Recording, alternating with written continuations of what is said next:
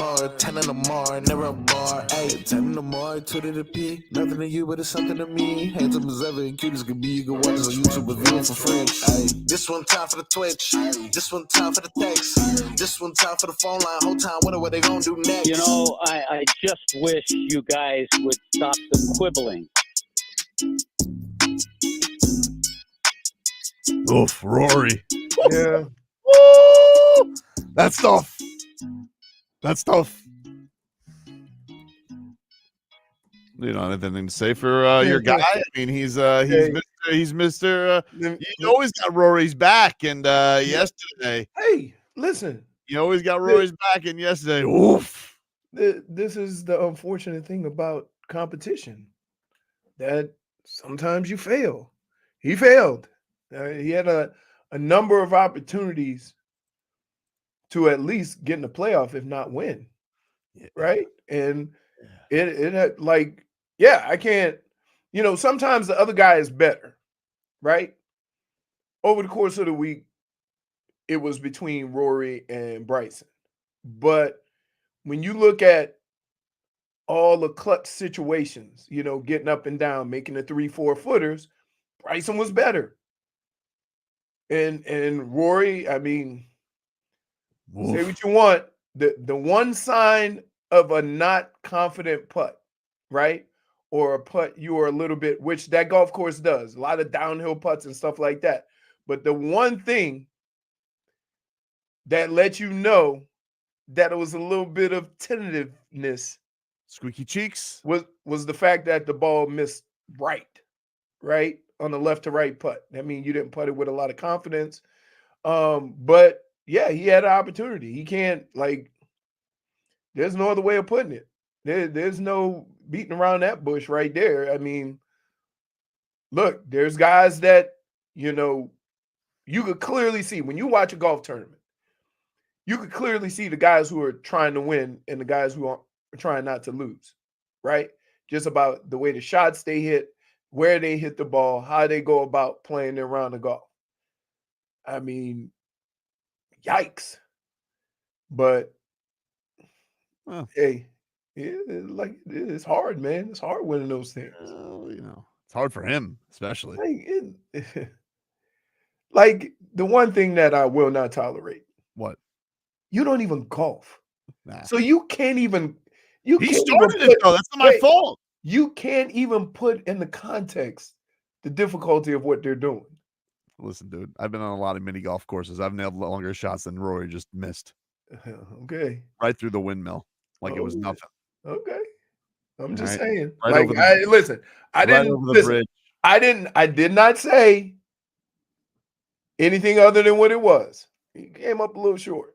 Also, watched another live guy beat him out for the old championship after all his belly. Those guys are good. Those guys. Not Koepka. I told you Koepka should have gone to Edmonton. Maybe he shouldn't have. I'm gonna absolutely fight you over that. Why? Cost me $5. 12 strokes. Not even close. Here's the interesting thing about these majors, right? Usually is somebody gets out to a nice lead on Friday and Saturday when the golf course is playing easy. And then they hold on for dear life. And remember, I told you, the guy who leads it on the first day very rarely wins. Right? It just doesn't happen. I don't care how big the lead is. And Bryson had a 3-shot lead going into the last day, and he was hanging on for dear life because it's that hard. Thankfully, he had the ultimate major choke artist in front of him. I wouldn't go that far. I would. He came up short, but it's very not short.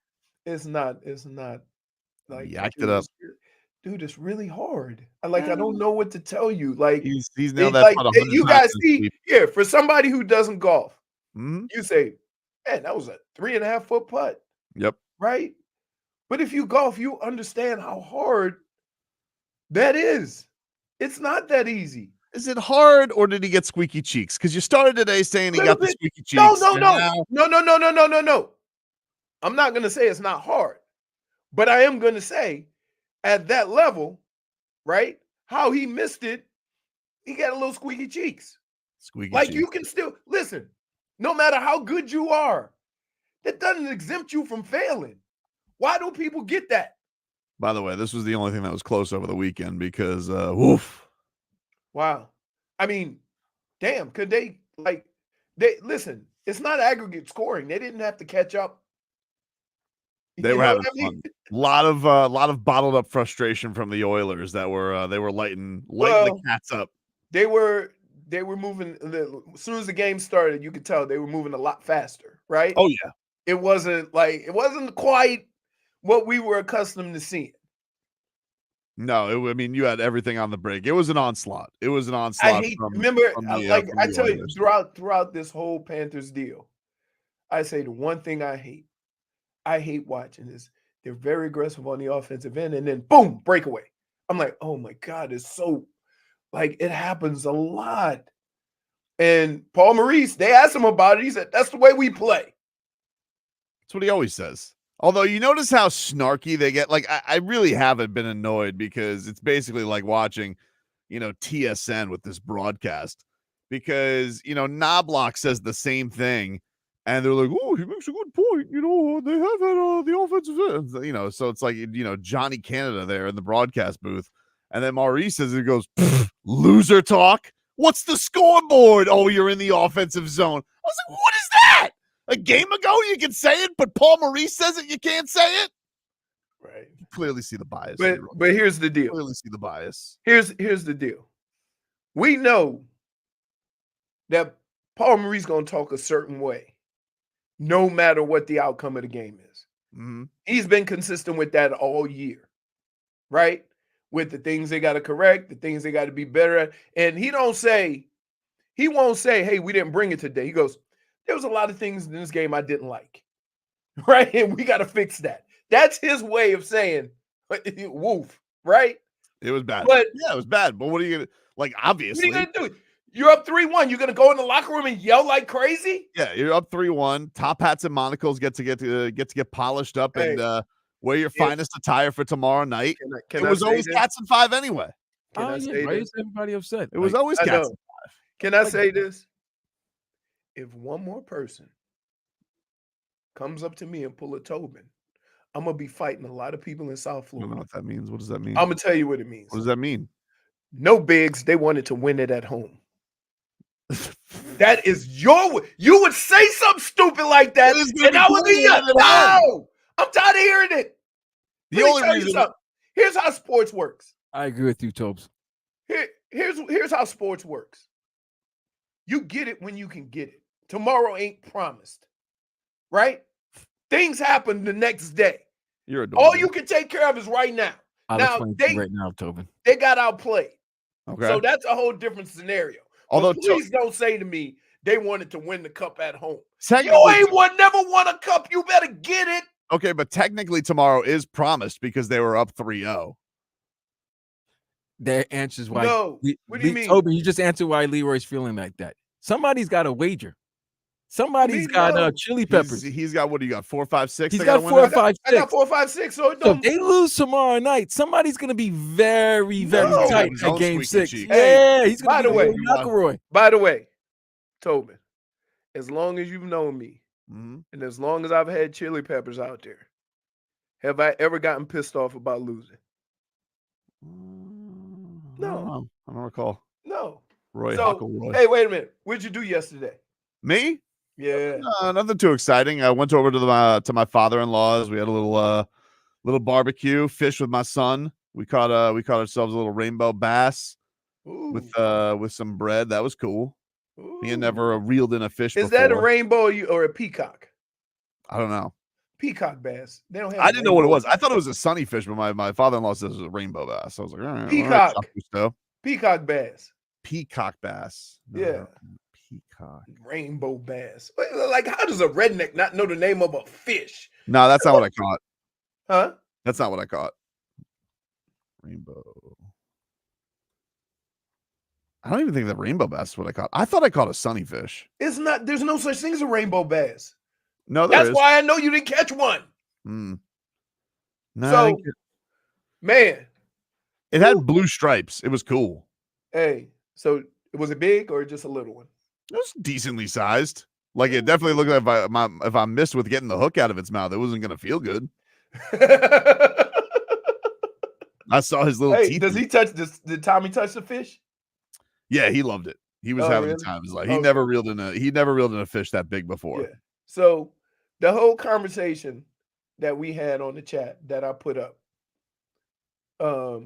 is soup an appetizer or a meal? You gotta calm down. That's an appetizer. This is a typical Leroy Monday. Leroy Monday wants to get into 9 takes in the first segment. No, I'm getting ready to explain.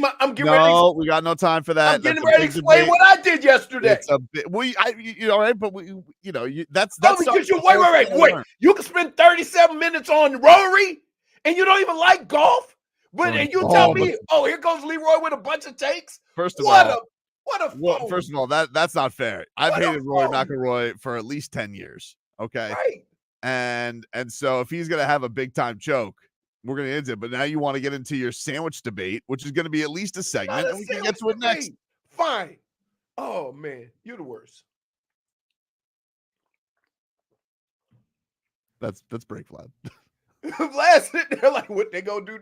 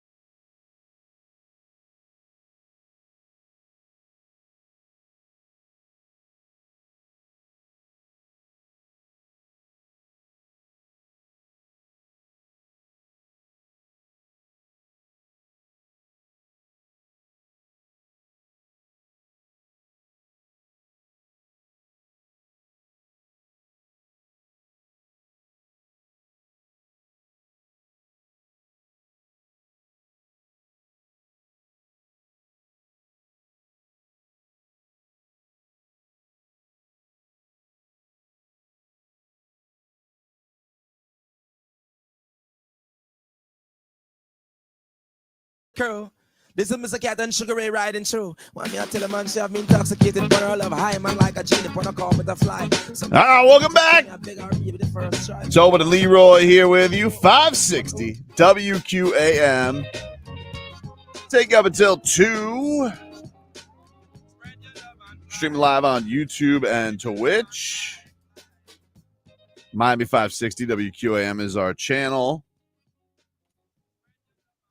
So, Leroy, you want to get into your debate now? This is how it started. This is how it got to that point. Because me and Rebecca had the whole day planned. Fonz was at work, so it was just me and her. So we was like, let's go to a movie. Went and saw Bad Boys. Good movie. Very entertaining. Very entertaining. Very entertaining. If you go see it, you're gonna like it. What was the best cameo in the movie? Spoiler alert. They had a YouTuber that was in it. I didn't know who he was, but Rebecca said, "Oh, that's a YouTuber." Oh. You know, they had Sally. John Sally's still doing it. Oh yeah, he got offed. Don't worry. Whoa. With this play, like he'll just come out. Yeah, but he's a very small part of it. Doesn't matter. Now I'm going to go into it once I see John Sally. I know the jig is up. But it's it was entertaining. It's always interesting because you know that some kind of way they're gonna have to get back to Bad Boys for Life and dap it up, and you just try to figure out, okay, what's the events that's gonna get us to that point, right? And so you're watching the movie. Oh, here it comes. So, it was entertaining. A little bit of a role reversal, if I would say, you know. Right. Wait, so you telling me Martin was slapping everybody and Will was the one being the comedian? No, not that. I'm talking about just the overall, you know. Probably did have to have Will tone it down a little bit going into this one. Yeah. But listen, you will be entertained, right? Like we ain't talking about Academy Awards, but for as far as entertainment value, you're gonna laugh. It's gonna action. It was good. Well, I don't even know what I say. I don't know nothing about Rotten Tomatoes or whatever, but it was pretty entertaining. So then we came home, changed our clothes. Then we went to Capitol Grill, right?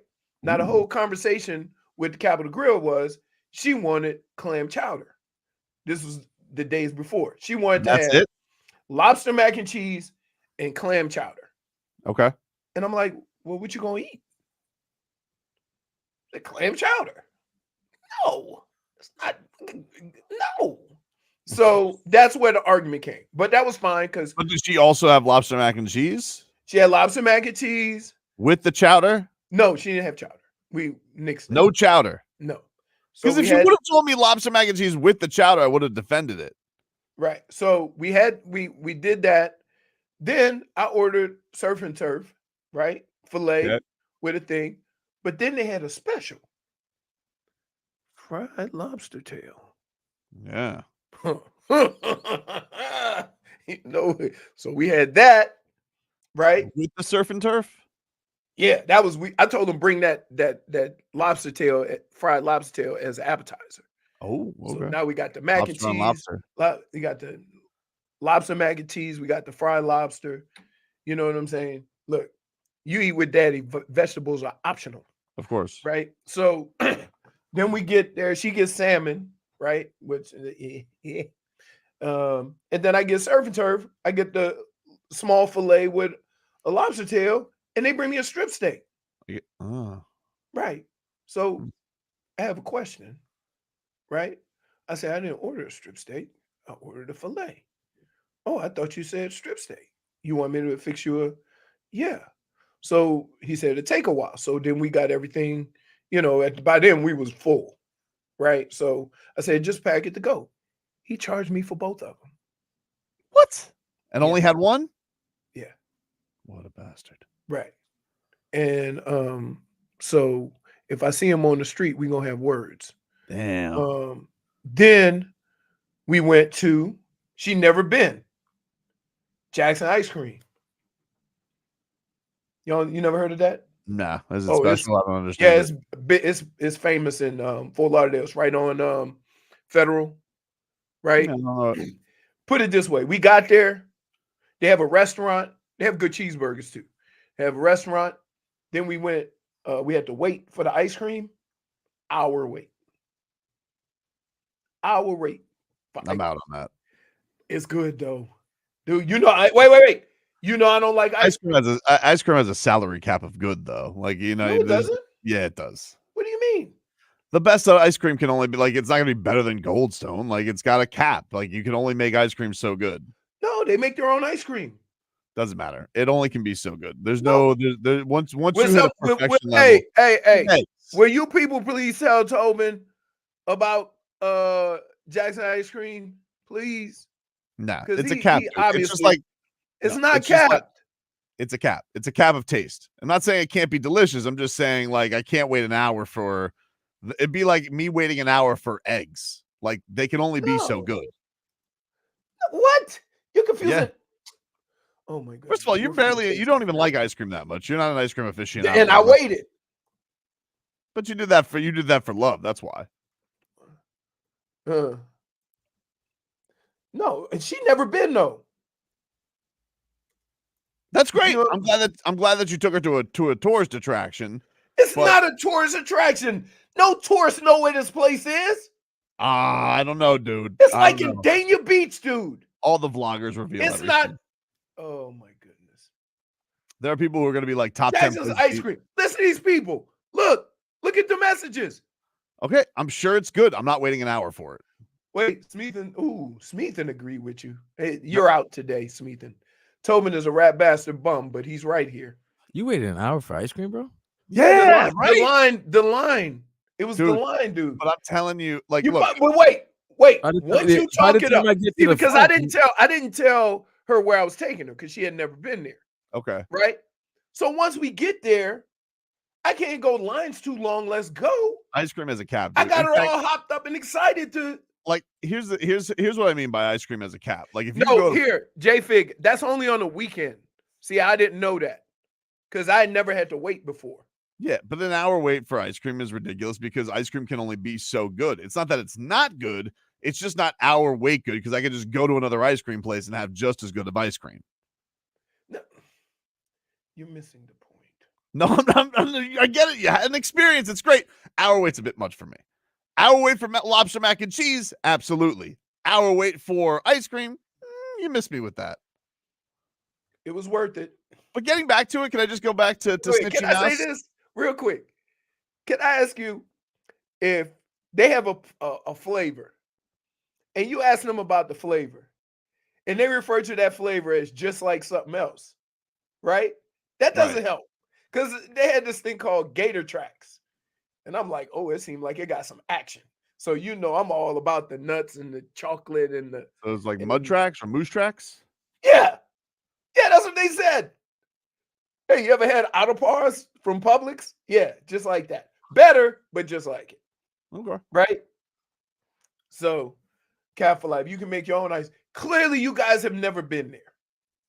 I've been to good ice cream places, but I couldn't tell you like I went in Atlanta, we went to this milkshake place. They make the best milkshakes, but it's the whole ordeal of it. Like they dress it up, but at the end of it, the ice cream tastes like ice cream. It's not like I would have never waited an hour for it.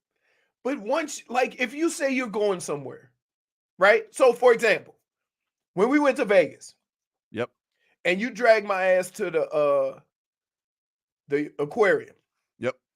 What if it was a long wait? No way. I don't know, dude. You were skipping to the aquarium. I'm telling you. As soon as doors open. We got in there early.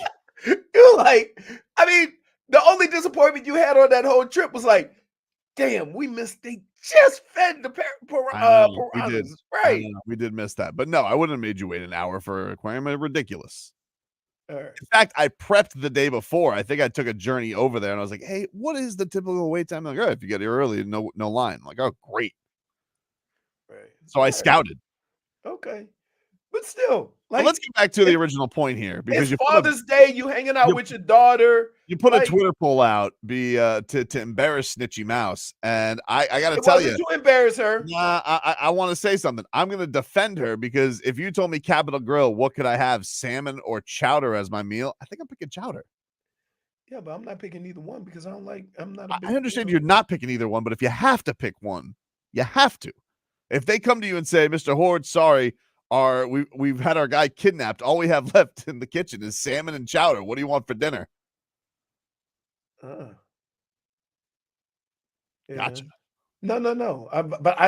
I just despise salmon. I hate salmon too. I've eaten clam chowder. I like clam chowder. I like a clam chowder. But like, if you told me my meal is lobster mac and cheese with clam chowder, that is a meal. She is right. 2 apps make a meal. But why we got to use Tobin math? No, it's true. That's why I kept telling you. Wait. When we went and ate cheeseburgers, yep, we had wings and jalapeno poppers. Yeah.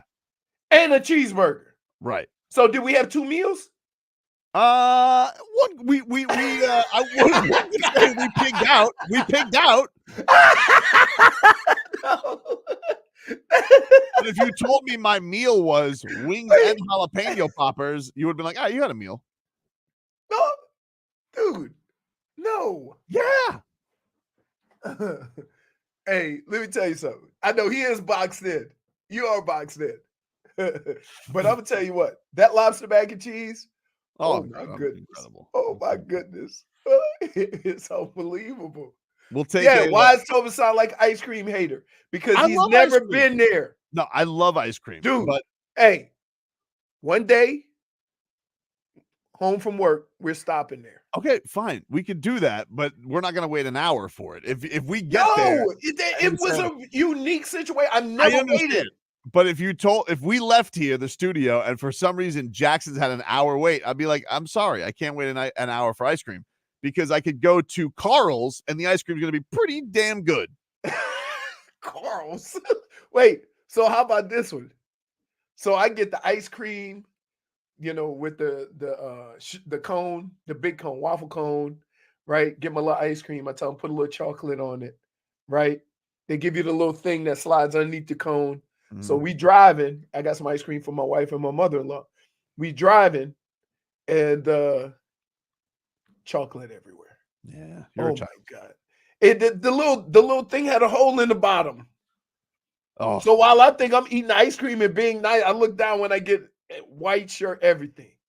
I'm like, We'll take a quick break. We'll hear a little bit from Paul Maurice after Saturday's drubbing as the Cats turn their attention. They'll be hitting the ice, the practice ice, here in about 20 minutes. So we'll get into Stanley Cup final talk next.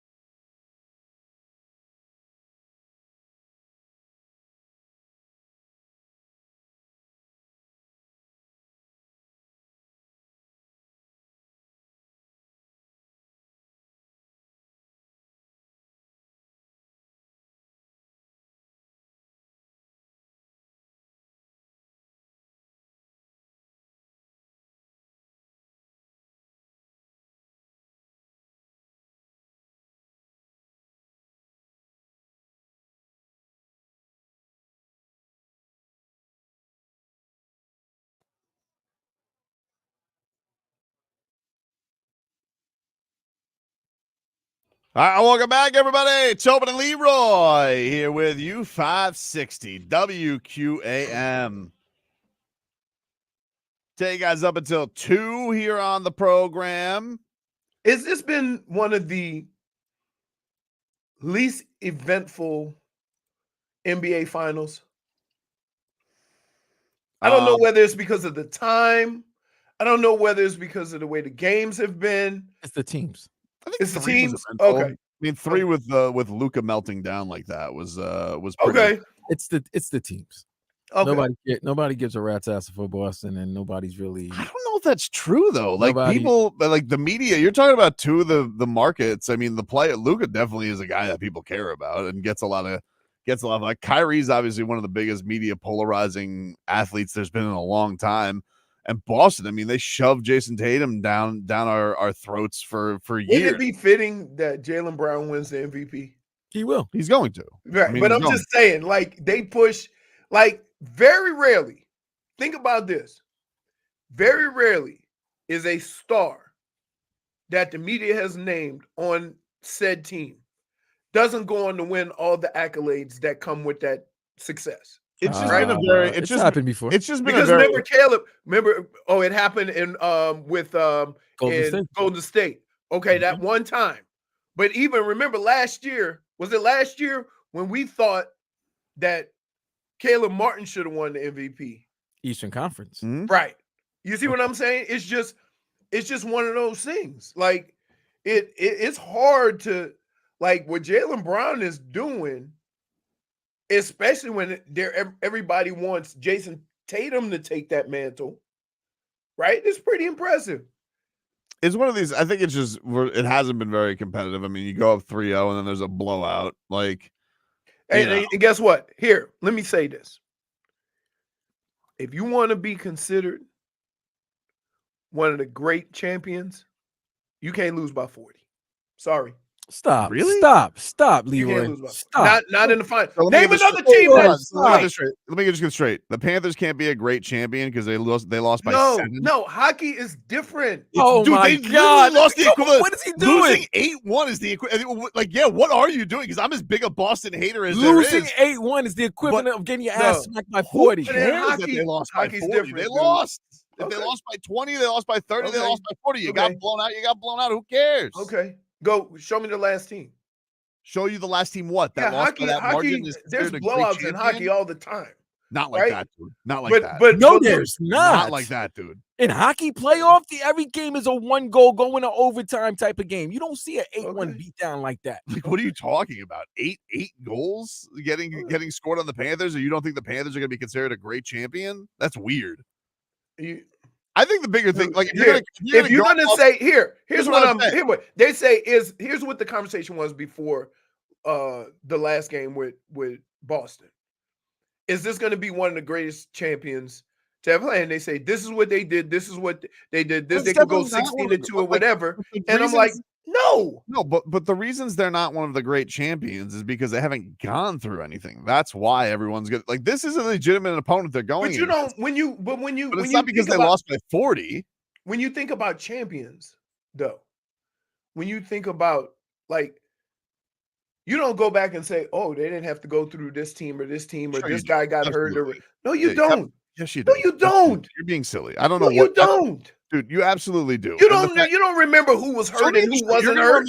You think that in the legacy when they win the championship, you Right. think Leroy Horde, what's going to be held against them more if you have to go against a knock of a team that lost 3 games in total in their championship run? Yeah.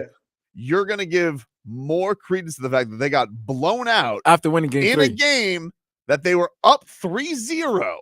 You're going to remember that more than the fact that they got to go through. Hold on. Let me finish. You're going to go. Well, no. You're putting it out of context. I'm not taking it out of context. I'm saying when you comparing them to all the other great teams. So you're going to compare this team to Jordan's team, to the Lakers, to I don't the think they're a best? great team, but That's it's what I'm saying. I don't think they're a great team, but it has nothing to do with what happened on Friday night. Really has nothing. For me, it doesn't. What I'm saying is when they're talking about this team and talking about what they're accomplished and how do they fit amongst all those other great teams, I'm like, no. But it has more to do with what they went through. Yes, it does. Right, and they didn't go through anybody. Everybody But it went didn't. through But again, that's significant injury. That's a bigger thing for me. But I would say this: the numbers are the numbers. If you go 16-2, nobody's ever done that. That's fine. I'm give you credit for that. Okay, 16-3, whatever. Miami, he got waxed game 3 against the Spurs. If you're gonna compare them Good point. to all the other supposedly great teams, none of them lost by 40. So you're gonna compare? All right, give me the great team so I can look at their playoff. I can't compare them, huh? Say it again. Give me the great team so I can go through their playoff run. But the Miami Pick Heat got one. Leroy, the Miami Heat got absolutely crushed. Game 3, 2013 finals, destroyed. First game in San Antonio, killed. And Dwayne Wade had to come back game 4 and even up the series. They're still considered an all-time great team. And they played 7 And that's games. the last team that actually matched up with this record. Right. Like, who cares what the ass kicking It was the is? last team that won 80. The ass kicking is the ass kicking. Baby Waddle said Miami lost 113-77. They got killed. And do you not consider them one of the best teams in NBA history? Yeah. Okay, then. So then what are we doing here? Then you boxed in. All right. But it's not. It has nothing to. But I'm telling you right now, Leroy, it has nothing to do with what happened on Friday night. It has to do in my with own appearance. You can't here when you talk about this team. I'm not comparing them to the Heat, to Jordan, to the old Boston teams with Bird and all of them, to the Lakers, to Golden State. No, not this team. But it really has. But for me, it doesn't have to do with Friday. Friday was like it the does. least. To me, it does. Not for me. Okay. But Leroy, you never had that feeling going into that game in the first place. Because my feeling, like it would be so, it would be so weird for me to have that feeling. No, I and didn't. Then, I didn't. That's what I'm saying. Tobin is right. Like you never had that feeling in the first place. Right. So then seeing that it just adds on to it. Like it doesn't. It's confirmation matter. bias. It really doesn't matter. You already had that feeling, like the most NBA fans have. That's what the media needs to do to garnish some type of content, because they're what were they at that time? What 15 and 2? Okay, yeah. The only team that's ever had a run like this was what, that 2001 Laker team? Nobody's done 15 and 1. They went 15 and 1. Yeah, but it's just, that's what it is. Like it's like when you say like, has this been the least interesting finals? They're probably about one of the most least interesting dominant teams that there's been, just by numbers and by margin of victory. But you just look at them and you're just like, I don't know. There's just something missing about them. I get it. But I don't think, but Friday had nothing to do with me. Friday was like, oh, okay, they're up 3-0. Like, put it this way: would people outside of Florida feel different if every time you turned on the TV, you heard that the Panthers were one of the greatest teams ever? You see what I'm saying? Yeah, like you're not hearing that. I'm not even like the thought never crossed my mind. And you're still not hearing it. Like but the Panthers they're looked upon as, they're not the heritage team. Like in this case, the Panthers are the renegade that has come in here. And Boston is the opposite. They give it to them because they're Boston. They finished the league. They finished the season with the best record in the league. They've been to the finals. Like, okay, fine. Florida's been to the Stanley Cup final the last 2 years. And in most of the games that they played in the playoffs, they were the underdog. They were the underdog against the Rangers. Right. Yes. Underdog. They might have been the underdog against the Bruins, and I know people thought the Lightning was going to win. Right. So I was just terrified by scars. Hey, you know, the team that had the most wins in the regular season didn't win a championship in basketball. You mean ever? You're talking about the most Warriors? wins ever in the regular season. Correct. Yeah, I got you. Right. So, like, again, if that team, I mean, gifted by the refs, but if that team if that team had gone 15 and 1 or 16 and 2, you would say, "Oh my goodness!" Right? Right, but hold on, that's a good point. But here's the thing: they went 7 against OKC and was down 3-1, and they came back and won. Correct. Right.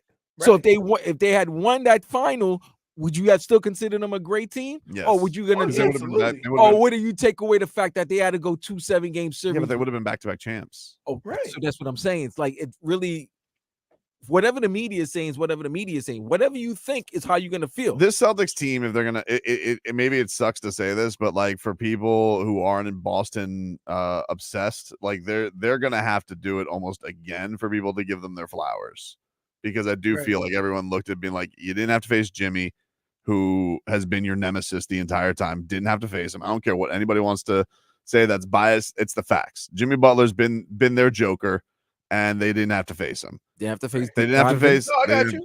They didn't have to face, the Halliburton was out there dragging one leg, and it's like that's a 6 seed. They barely faced Spider.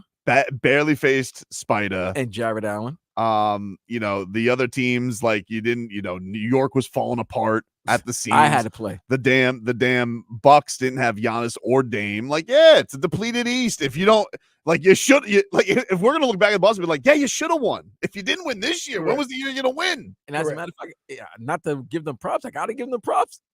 At least the team that they faced that's fully healthy, they've been busting their ass. Yeah.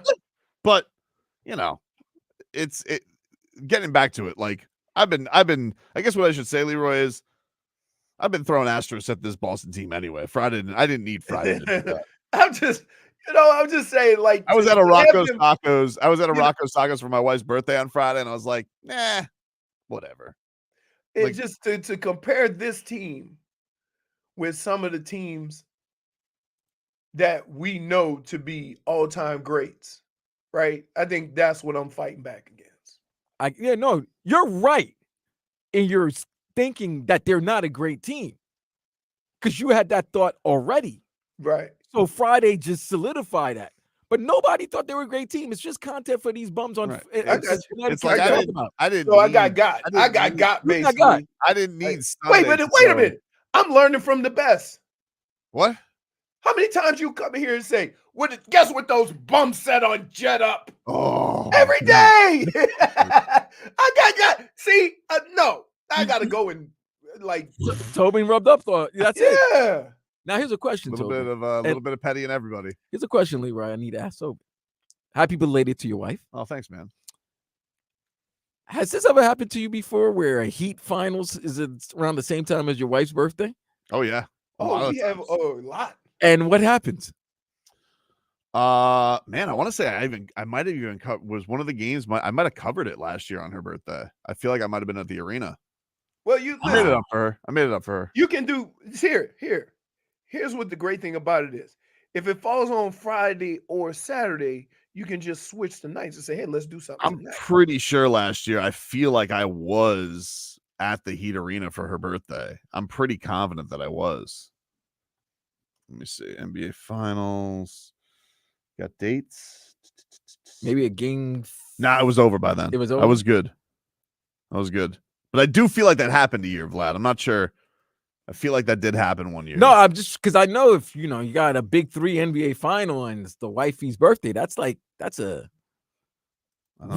Something that's happened. tough. That's really tough. Listen, I know. I'm telling you. I know. If it's one of these, like, look, I'm glad nobody played yesterday, other than the Marlins who got swept. But I'm glad nobody played yesterday. No, I was upset with that. They got swept? No, well, I mean, not that the Marlins got swept. I was upset. Usually, and Leroy can attest to this, Father's Day is one of the greatest sports viewing days. They didn't put anything.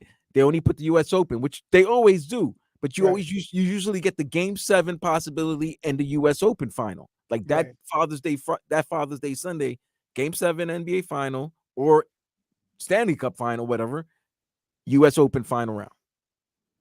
That is one of the best sports days for men, is Father's Day. And we got nothing. Nothing. You got Caitlin Clark, Angel Reese. Oh, Jesus. And then you got golf. But I didn't watch sports yesterday. I watched House of the Dragon, but I fell asleep. So I gotta. I watched it. I gotta make good on it. See, the great thing about it is, if you miss half of it at 9:00, they go back to back. Do that? Right? Yeah, they show it again at 10. I gotta tell you, man, days was hard back then, man. Everybody is ruthless. Yep. And working angles. I gotta tell you this. Suggesting. They this king, everybody called him a bum king, but it seemed like everything was kind of going good. Everybody was, but now he's gone. His face fell off, and everybody's at war. Right. Well, take a break. That's because you got 12-year-old kings. Let's not forget that. Like the dude, he should be having a juice box, and he's over here. Junior high. He's ordering the code red, right? Like, no, you can't. You can't. No. Take a break. Our tour is next.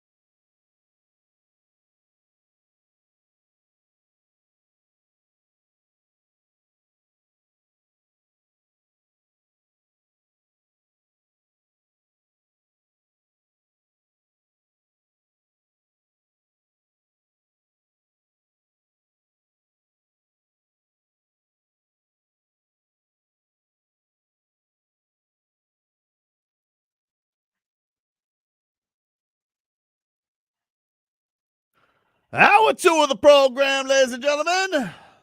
Tobin and Leroy here with you, 560 WQAM. Take you guys up until 2 here on the program. Let's get to our headlines, brought to you by the new Palmetto Ford Truck Super Center. Why buy your truck at a car store? Palmetto Ford. We know trucks. Florida Panthers got spanked in Game 4. They lose 8-1 to the Oilers. So the series moves back to Florida tomorrow night. Cats are about to hit the practice rink as we speak and get ready for this Game 5 top hats and monocles gentlemen's sweep. The Cats were very gentlemanly. I'm happy. I'm so happy. They wanted to celebrate with Vlad. I like it. Yeah, I got the ski glasses. I got it. Man. I do feel bad for our guy. Oh, you got goggles, Vlad? I got the goggles. You got baby. the goggles going. No sting for old Vlad. Oh, no. Listen, you know who parties more than anybody? Baseball Hockey teams. players. No, baseball teams. Baseball? They party for any division, they in. Wild card, party. So trust me, I've been money shotted many times by champagne. It's not a great feeling. Not a great feeling. So goggles. You gotta be prepared, man. Have them locked and ready for tomorrow because even though Saturday stunk, it is going to be cool to have that in the Cats barn with a chance to close this puppy out. It was always Cats in 5 anyway. We all know this, all right? I got a little rage filled because of what they did to Barkov, but this is we have done the mission. Just like Paul Maurice said, we came here to get a split. We did exactly what we wanted to do. You tell him, Paul. Here was Paul Maurice, by the way, after the game and said not a lot of silver linings, but Bobrovsky did get some rest. Not a lot of silver linings here, people, but Bob got some rest. Take that. Whenever Bob puts on the baseball hat, it makes me so sad. Oh, my goodness. Sits there in the gear with that Panthers hat on. I'm like, oh. Well, you don't even realize, but the other goalie wears it most of the time. I know. And you can always tell who the backup goalie is. He's the one with the hat. Stolars came out there. He had like 2 saves. Like, all right, good day for me. And then they lit his ass up too. That does leave the Conn Smythe Trophy winner definitely opens it up. Grabs. Definitely opens it up. Although if Bob has if Bob is able to go nails, I still think that he's going to be the favorite for it. I would imagine, but definitely makes it more of a competition for sure. Isn't it usually how your success in these playoffs has a lot to do with your goalie, right? Not necessarily about who's scoring. Yeah, well, I'll give you the odds right now because we looked the other day and Bob was the overwhelming favorite. He was like minus 400, 500. And I don't remember what Barkov's number was, but they are both now just about even. DraftKings has him even at plus 105. FanDuel, Bob's still a slight favorite. Barkov at plus 125. So it's got money. You went from minus 400 to plus money. Yeah, it's gotten much closer after that. So that's good. What if it's a 3-1 Panthers victory with Barkov 2 goals and Bobby 32 out of 33 saves, or 33 out of 34. Still got to go to Bob. That's what I'm saying because when you go into unbelievable, Glad when you go into the playoffs with the mindset and the world saying the team with the hot goalie is going to win, then you already disposed to say they won because of the great goalie. But Leroy, is there a better two-way player right now than Barkov? No. That's what I'm saying. Like he's not only having impact in the game on the offensive, and he's also having that's rare. Defensive. That's rare. Very rare. SDI says Conn Smythe 100% going to McDavid regardless of result. They can't get gentlemen swept if you go to Conn Smythe. I'm sorry. I don't care what kind of numbers he's putting up. SDI. He's got to get it at least. No losing player is going to get it unless he gets it to 7. If he gets it to 7 and they lose, then maybe you can have the conversation about McDavid. But there's no way if the Cats still win in 5, that dude is getting the Conn Smythe. There's no way. Not happening. And right now his odds are like 7-1 right now to win it. He's the only guy close on the Oilers for odds. But it's definitely more of a battle after that. You get pulled, the game is on as far as the Conn Smythe is concerned. But right now, just got to focus on the cup. Who cares about stupid awards for that stuff right now? Got to focus on getting it done. I think if they win the cup, nobody will care.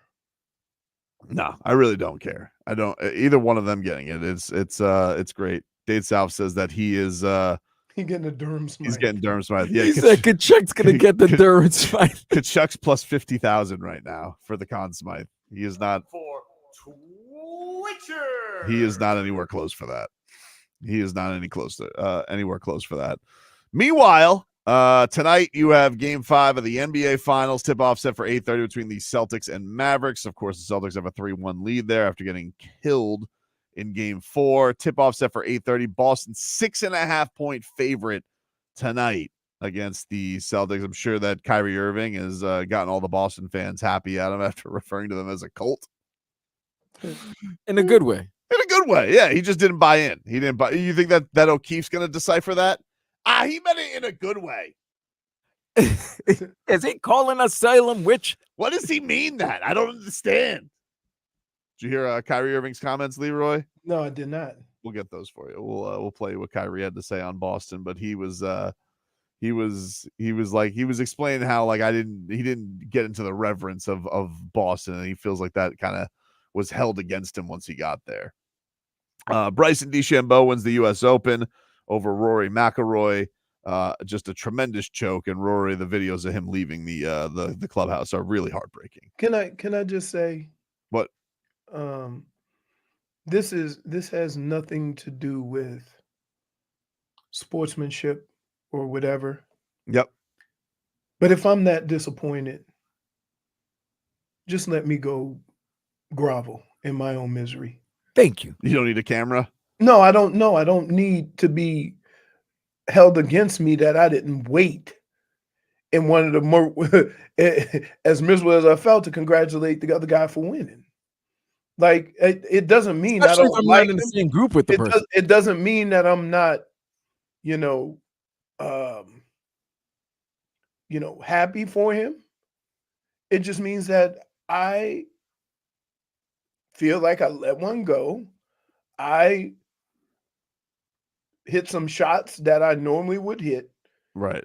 I'm disappointed. I'm frustrated. I'm mad at myself. And I don't want that to show with anything that I would try to do to make people look good, to make people feel good. So I don't hold it against him. As a fellow golfsman, Leroy, I agree. I don't need him to sit there and, do the Stanley Cup handshake with Bryson DeChambeau. Like, I don't see it. And I'm like, I've never, and this is not about sportsmanship. But if you just beat me and I was going for something that I've been searching for my whole life, I'm happy. Good for you. I'll congratulate you as a team. But don't, like, I always tell you this, Tobin, the dude that gets knocked out, why are they waiting for him to come to so they can hold up the other guy's hand? Oh, no. Let me tell you something. Tank. We saw ourselves on knockout this weekend. Woo. Did you see it this weekend, Leroy? He put Frank Martin into Ghostbuster Land. Frank Martin went night. Wait. Frank was fighting a good fight. But wait, you could tell. I was like this. Get your hands up, buddy. Get your hands up, buddy. Get your hands up. No! His hands were like, oh, tell you what, goodness. Man. Tank's been on one. He has been on an absolute. His last 4 knockouts have been absolutely sensational. Dude, what's his record? 30-0, 28 by knockout? Yeah, I think so. I think it's 30. That's ridiculous. 29-0, 27. Yeah, it's ridiculous. But his last, like, ever since the Isak Cruz fight, he's been hammering dudes. Like what he did to Ryan Garcia, he made Hector Garcia blind. Hector Garcia claimed in the corner he couldn't see anymore. Stop the fight. Crazy. Yeah. So I don't like. So should they wait for that guy to come through so he can go stand? Jim Gray's going to talk to him regardless. Jim Gray did talk to him regardless. Right. Who? Rory? No, Frank Martin. Oh, okay. Oh yeah. Hey, Jim Gray, you could be drooling on the stool. Jim Gray is going to get his questions in. Listen, and this is not a knock on the person that just beat me, but if you just knock my ass out in front of 2, 3, 4, 500,000 people and all these people I'm getting the hell out of there. Yeah, well, here's the other thing, guys.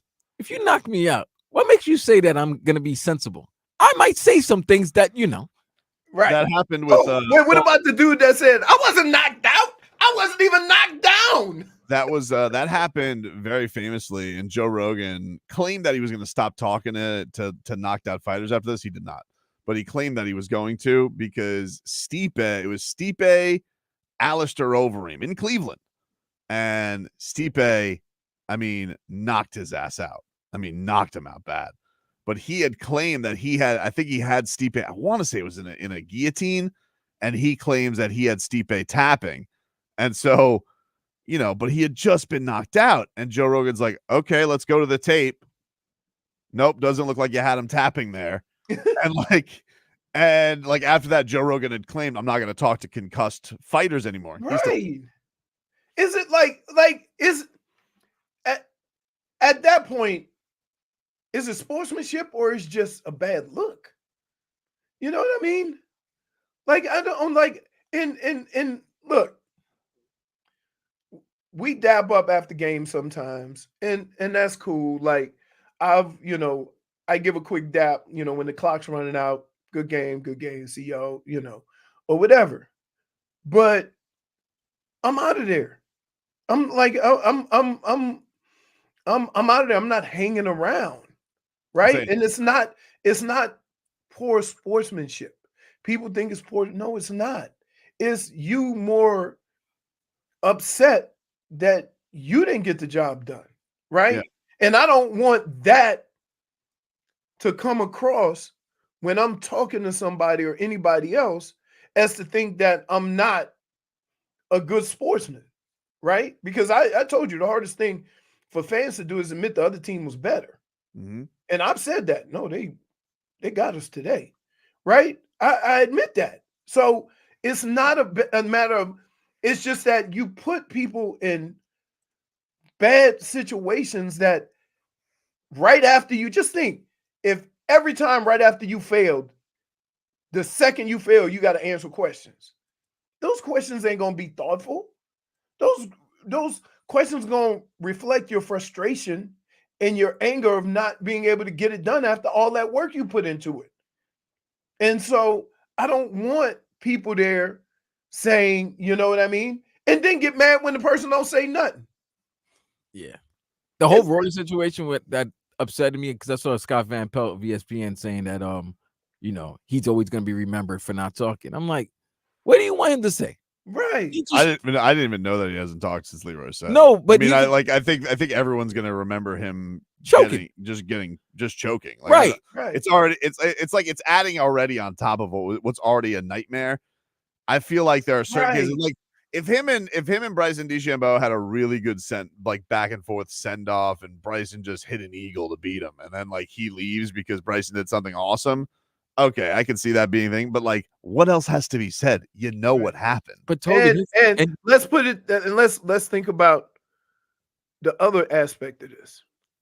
Okay, it got pretty contentious between guys like Rory and the top on the tour. And the live guys. So you think those questions are going to be about the event or about the fact that a live guy won? Why put yourself in that situation? And the other thing I don't understand that people are making a big deal, they're not in the same damn group. He was done with his round already. He was just waiting to see if this guy was going to bogey so that they have a new two-hole aggregate playoff. Right. That was it. So if you're telling me, oh, you guys want to see the new playoffs, that's cool. But he wasn't in the same group with Bryson. So guess what? Once Bryson parred in the 18, I'm out. Right. I'm out. I'm going home. I'm not going back to be miserable in front of you. No, I'm going home. I've signed my card. My score is my score. I am done. We have made that a sign of poor sportsmanship. And the people that have done it are the people that ain't been in sports, which is crazy. You don't know what that heartbreak is like, right? You don't know what that feels like.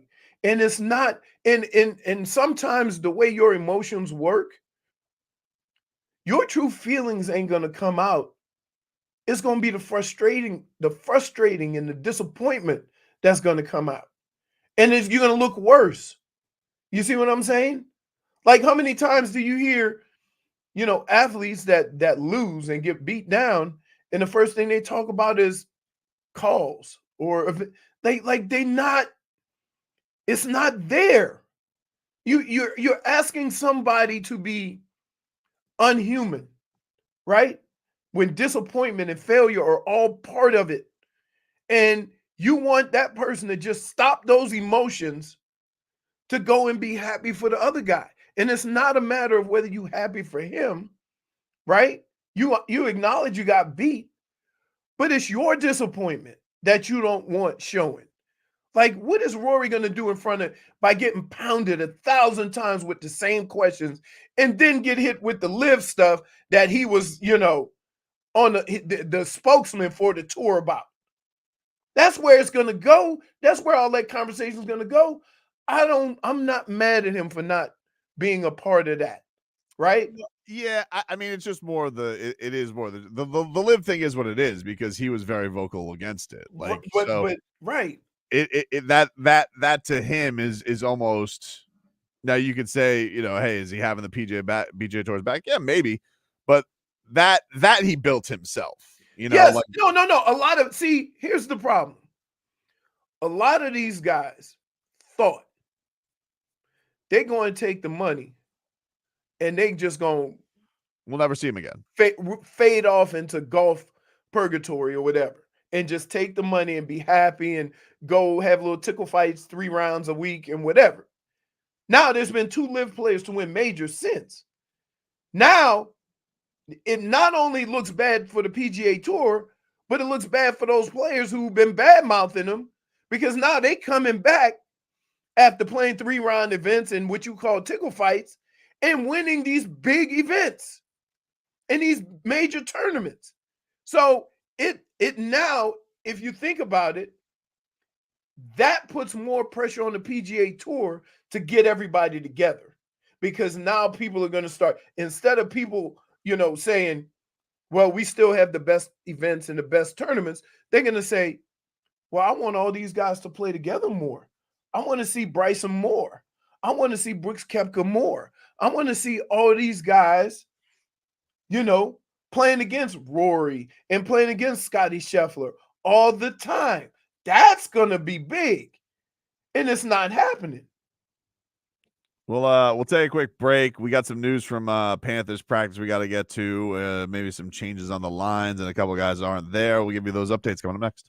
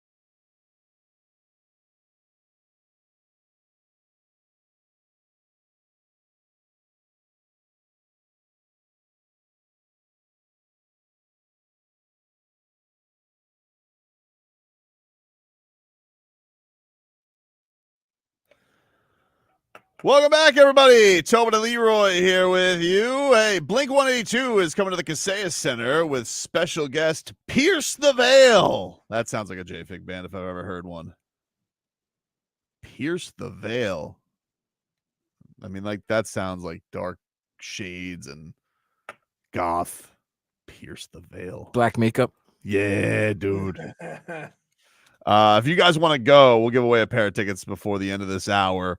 That is at the Kaseya Center this Friday. Pierce the Veil and Blink 182. Some things. Let's get a couple things here. First off, do you want to hear I think this is PGA Radio, Leroy? You want to hear the call of Rory's choking moment, which I feel like is added to it because it sounds like the woman calling. What? Hey, Vlad. In all the times we play sound, yeah, this dude is going out of his way to play sound of failure. Oh, hey, listen, when have we done that, baby? I thought you said let's hear Bryson hitting that 60-yard bunker shot, which is like one of the hardest shots in golf. Who cares? That's not the juicy part. The juicy part's the choke job. Here's the call on Sirius PGA Radio. And the only person standing in the way of a 7th American winner out of the last 8 is Rory McIlroy, putting across his shadow, 3.5 feet slightly down the hill, and he's missed it. Oh my goodness, he's just saying, Bryson, here you are. Do you want this title? Oh, man. That sounds like your granny. Can I say this? Granny talking to you. What makes it worse? That it's almost like a fellow countryman, somebody from that region, that's saying it with the same accent. Yep. That's what. And she said, and Rory just told Bryson, here it is. Here's for your taking. Like, that's when you know you choke. That's tough. Serious. Yeah, I don't know who. No, she was shocked. Oh, and he missed it. Oh. 3.5 Finally downhill. Gonna break the streak of these Americans winning their own Open. Finally, Rory. Oh no. You've let Northern Ireland down. You've let us all down, Rory. These Americans get to keep their own cup. Can I hear that one more time, please? Oh my goodness.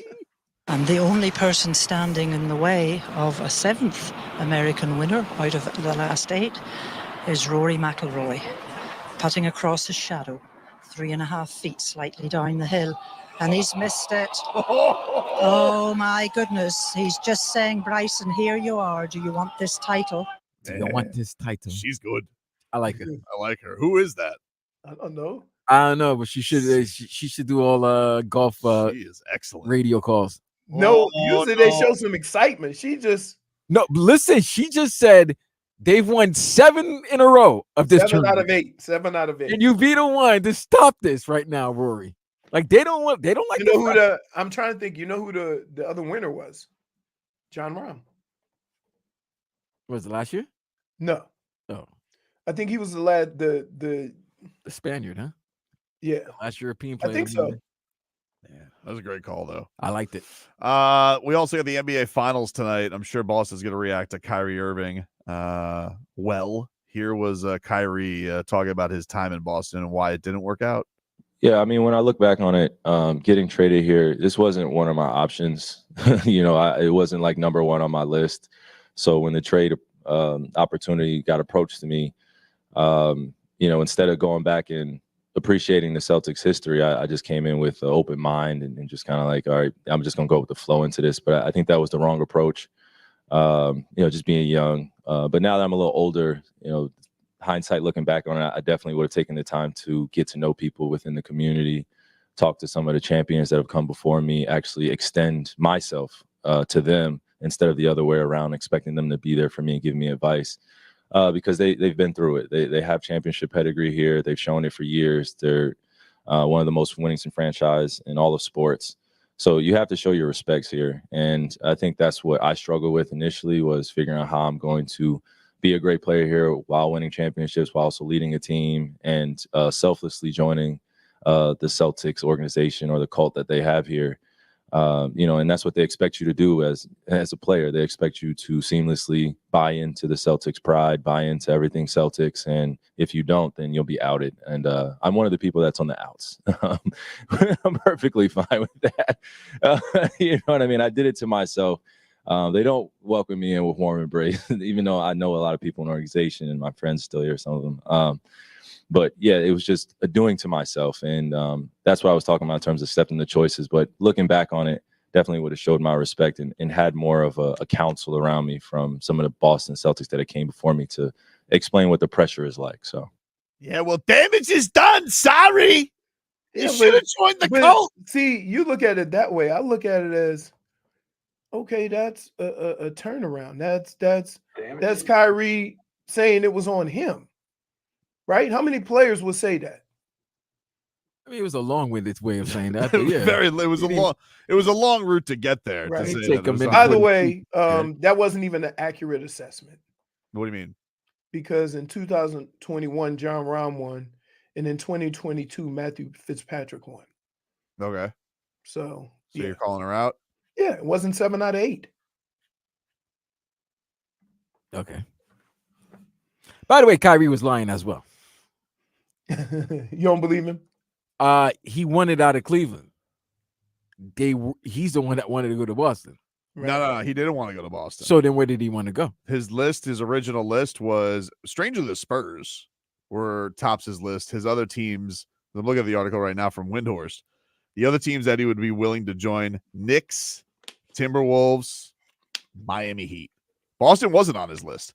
And remember, there was actually a lot of flack Boston took for that because they traded Isaiah Thomas for him. With a busted hip. With a busted hip. They didn't pay Isaiah Thomas, even though he had played with a busted hip, and his sister died during the playoffs the year beforehand. And a lot of people thought that was like a bad karma thing that had come back to bite the Celtics because they didn't pay Isaiah Thomas. Because remember, Isaiah Thomas was like a god there for that season that he was playing. He was amazing for what he was doing. They traded Isaiah Thomas and whatever their top pick was for him, and he's not even in the league. Oh, he did get a cup of coffee with Phoenix. He's getting like 10 days. He'll always get like a 10-day, but he was supposed to get like the Brinks truck, and they didn't pay him. So no, he didn't want to go to the Celtics. He wanted to go to so bad job by everyone involved. Spurs, Knicks, Heat, Timberwolves were the teams that he wanted to go to back. Do teams not understand that if a player doesn't want to go somewhere and you draft for him anyway, that could be abrasive? Like, you know who ruined it for everybody, right? Who? Kawhi. Because he won a championship? No, right. Because remember, Kawhi did not want to go to Toronto, and they all said he's not going to show up. That was the big thing before the season started. Yeah. He showed up, and they won a championship. So now everybody thinks, once he gets into the system, he gonna still, be a pro. I mean, the Heat have some of that too. Like, I don't know if he, but I think if he said he wanted to come down here, I also think Kyrie, it's been known that he loves to live down here. So, I think it would have probably gone a lot smoother. But the Heat have some of that too with the whole cult culture. Like, it's right. They have a lot of that too, where they want you on the ins, they want you to buy in, and some guys can do it. A lot of the times that he can always get somebody to do it short term, but long term, usually it can. It was like 3-4 years. It can run its course. I mean, even Shaq, they got to get into tremendous shape when he first got down here, and it runs its course. That was 3 years. Speaking of culture and legacies and all of that, yeah. Somebody that's mentioned a lot on this show, that's hated by a certain member of this show, has decided to unfollow everything Bay Area. Oh, I saw that. Klay Thompson, yeah. Yes, Klay Thompson has unfollowed everything Warriors and has deleted all Warrior pictures and media off his socials because apparently he's not liking the offers that are being. That's how you do it, dude. Spoken to. You got to make a statement. Really? Like, you think that's gonna change anybody's mind? It worked for Kyler Murray? It worked for Kyler Murray. It worked for Kyler Murray. It worked for Xavier Howard. You gotta make a statement. Hey, Tua's got to do it. Whatever. Really? Wait. Let me ask you a question. when this season ended, whether Klay makes a stink or not, you think they were still, think about not re-signing him, right? Like, that's a fact. I think So they want to resign him. I don't think they now want to give him all the money he wants. Him now making a stink does what? That was already in the mix. Let's see if Tua follows. Ain't nobody thought. Wait, after this year was over, did anybody think Klay Thompson would end up with the Warriors again? I can confirm. On a cheap contract, yes. On a cheaper I can still contract, see him ending up there. Because like I think the Warriors have to ask themselves, like, are they really going to win the championship anytime soon? Like, you really, there is a certain thing to like those guys winning 4 championships. You should let them go out in glory. Like there has to, because I'll tell you one thing, Leroy, it's fascinating watching them. Like we talk about this thing always being about the championships, and I get it. But when you've won 4 of them, that team, the way that they're treated, and I'm just telling you this as a person who's seen them on the road, like them coming into the Miami, no team is treated like that team is treated. They're treated like rock stars. And Klay is too. Like Steph's obviously the biggest rock star. Right. He's the one, but Klay's beloved too, and so is Draymond by those fans. Right. So I do think there's something to, hey, you should probably do right by him. I think there's something to that. But sports teams and organizations don't think like that. That's evident by what happened down here. But you think they should do right by a player? They never do right by the damn player. They're not going to get nothing in return. But I know, but a lot of the times it's always this arrogance that you think you're going to do better, and you think you're going to, and a lot of the times happens is you end up with Deion Waiters and James Johnson on 4-year deals. I understand that, but it still doesn't change. Like why? And here's the first thing they tell you in sports: nobody owes you anything. I don't care what you've done. What you can, they don't owe you anything. And we should know that by now with what D Wade went through to then say, oh, they just going to pay Klay and say they owe him to ride it out. No, they don't. They don't do it. They never do it. You think Pajemski's going to do that? Good luck, dude. They never do it though. We always sit there and say that, right? If there's no financial gain or value in re-signing Klay, then they're going to let him walk because they ain't going to give him 25, 30 million a year. We'll take a quick break. Leroy's game balls and game bums are next.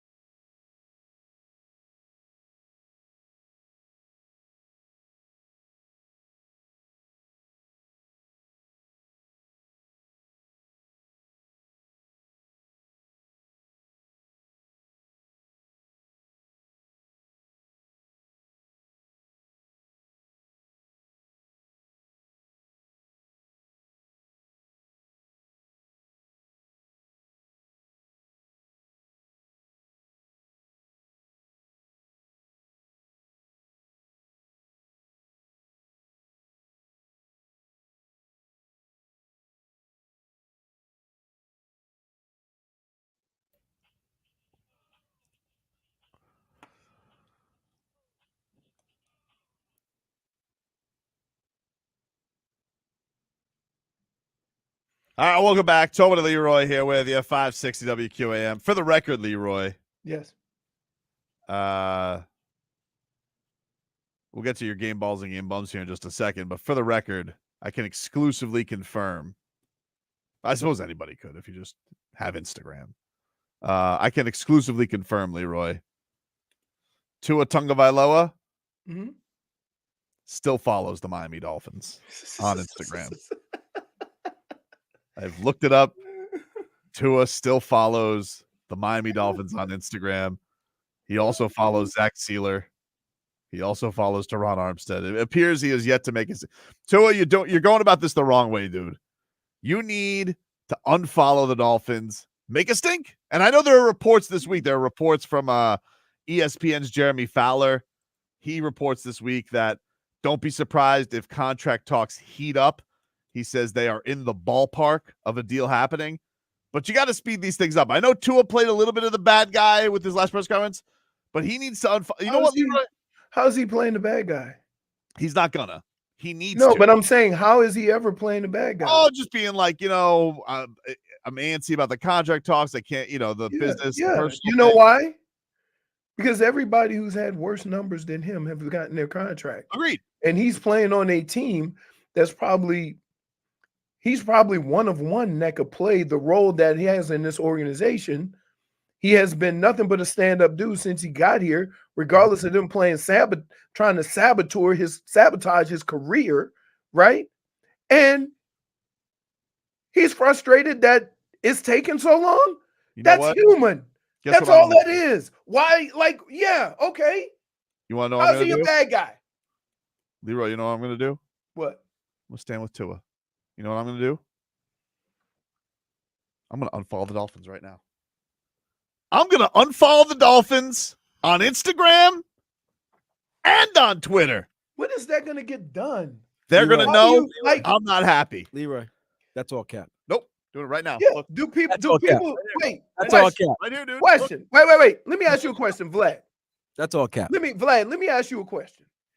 You think that somebody who is getting ready to pay you $50 to $60 million per year gives a damn if you unfollow him? Oh, yeah. No. You think Boss Ross is really upset by that? Work for Kyler Murray. Worked for Kyler Murray. Worked for him. But you want to know something? Tua won't do it. I'll do it for Tua.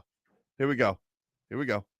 By the way, clearly when we go to commercial break, he'll be following right back. Until they pay Tua Tagovailoa, they're unfollowed. Wow. That's a stand.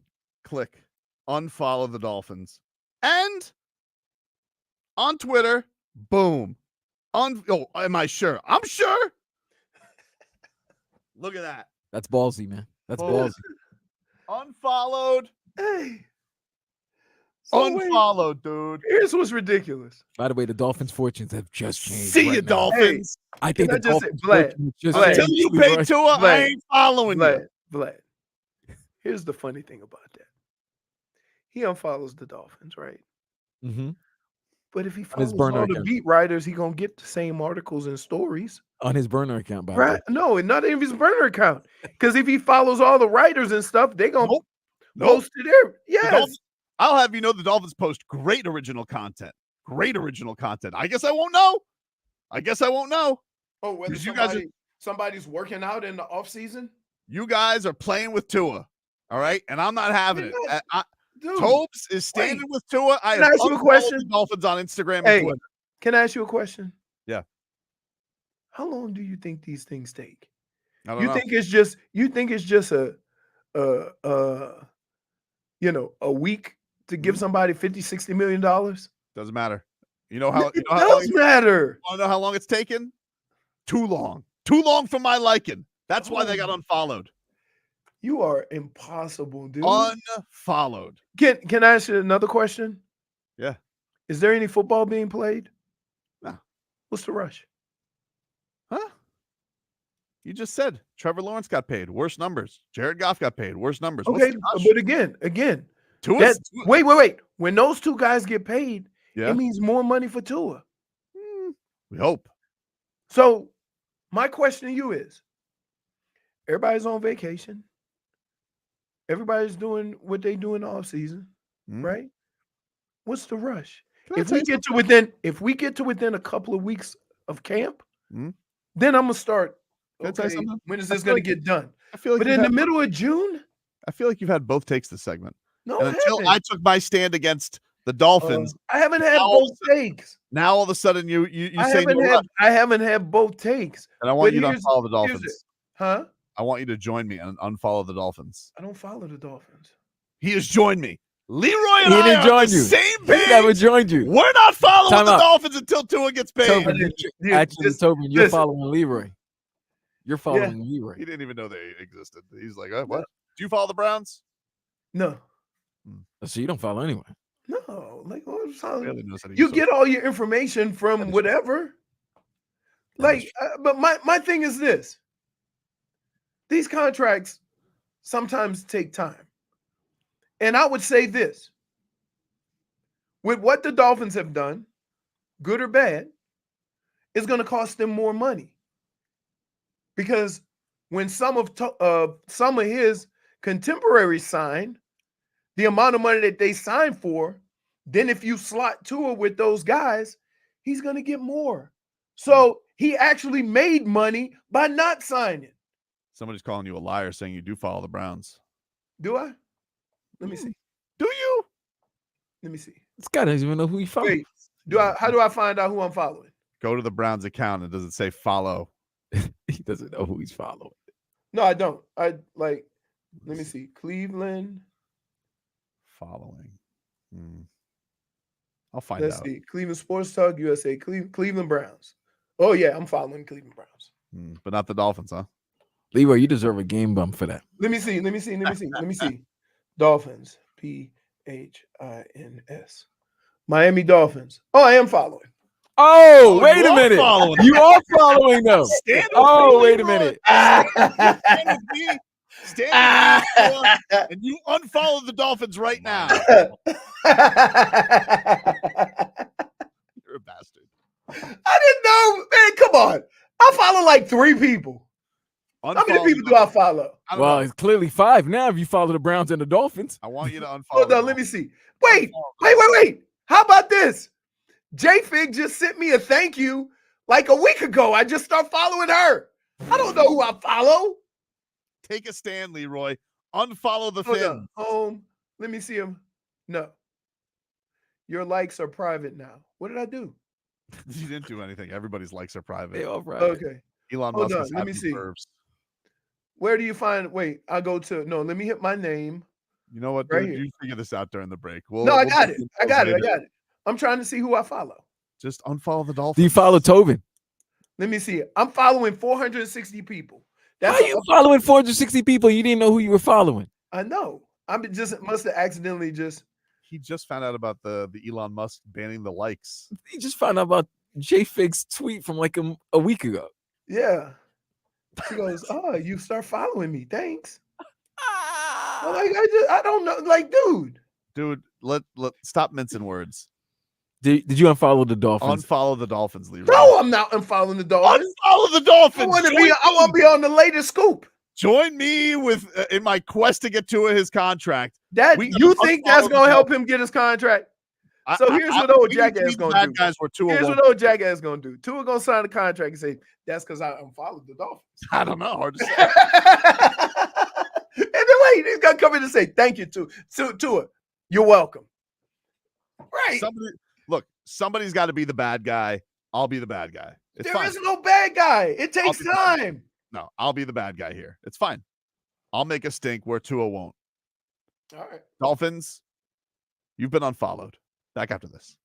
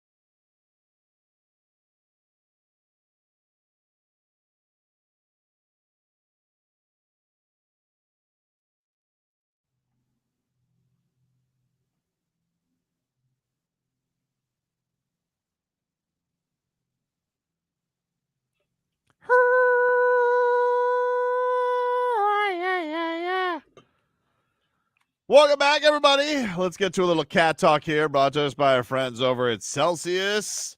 Hockey fans, don't sit this one out. When it's game time, make Celsius a part of your play and get that energy up. Game day is fueled by Celsius Essential Energy Drinks, the official energy drink of your Florida Panthers. Leroy, drink of. Couldn't hear you, Leroy. Your Florida Panthers. I said it. I wasn't potted up. Oh, baby. Well, you are now. The Cats back in action tomorrow. They lose 8-1 in game 4 to the Oilers. Ugly. According to Paul Maurice, considering throwing the old Lamborghini back on the ice, Leroy, with the 4th line. So Lomberg was out there today. Could be seeing it. Could be time to rev things up. Last time we brought Lamborghini out, he was quite the spark for the Cats, Leroy. So apparently Paul Maurice, he said, according to Jameson Owl's Twitter, he says he is certainly considering making a lineup change for game 5. Nothing official. Lomberg was taking rushes on the 4th line this morning at practice, Leroy. But apparently the vibes were good, according to Jameson's Twitter. Okay. But Kachuk, Bennett, Ekblad, those guys all just got extra ice off time, Leroy. All right. Nothing to be concerned about over Probably at the the guys that give you the most minutes during the game. Around that, yeah, and certainly play a very physical style. I mean, Ekblad's been laying people out, so keeping everybody fresh for a gentleman's night, a soiree at the ABA. That's Amerant Bank Arena. We got it. Oh, you looked a little confused. I just wanted to make sure. You gonna have your top hat ready for tomorrow, Leroy? No. Why not? Formal attire. Yeah. I don't understand. Why wouldn't you want to be dressed for the occasion? It's gonna be a formal night. Formal night. I'm gonna have to guard my house. You know, these hooligans, when you win championship, be tearing up the town. Careful, dude.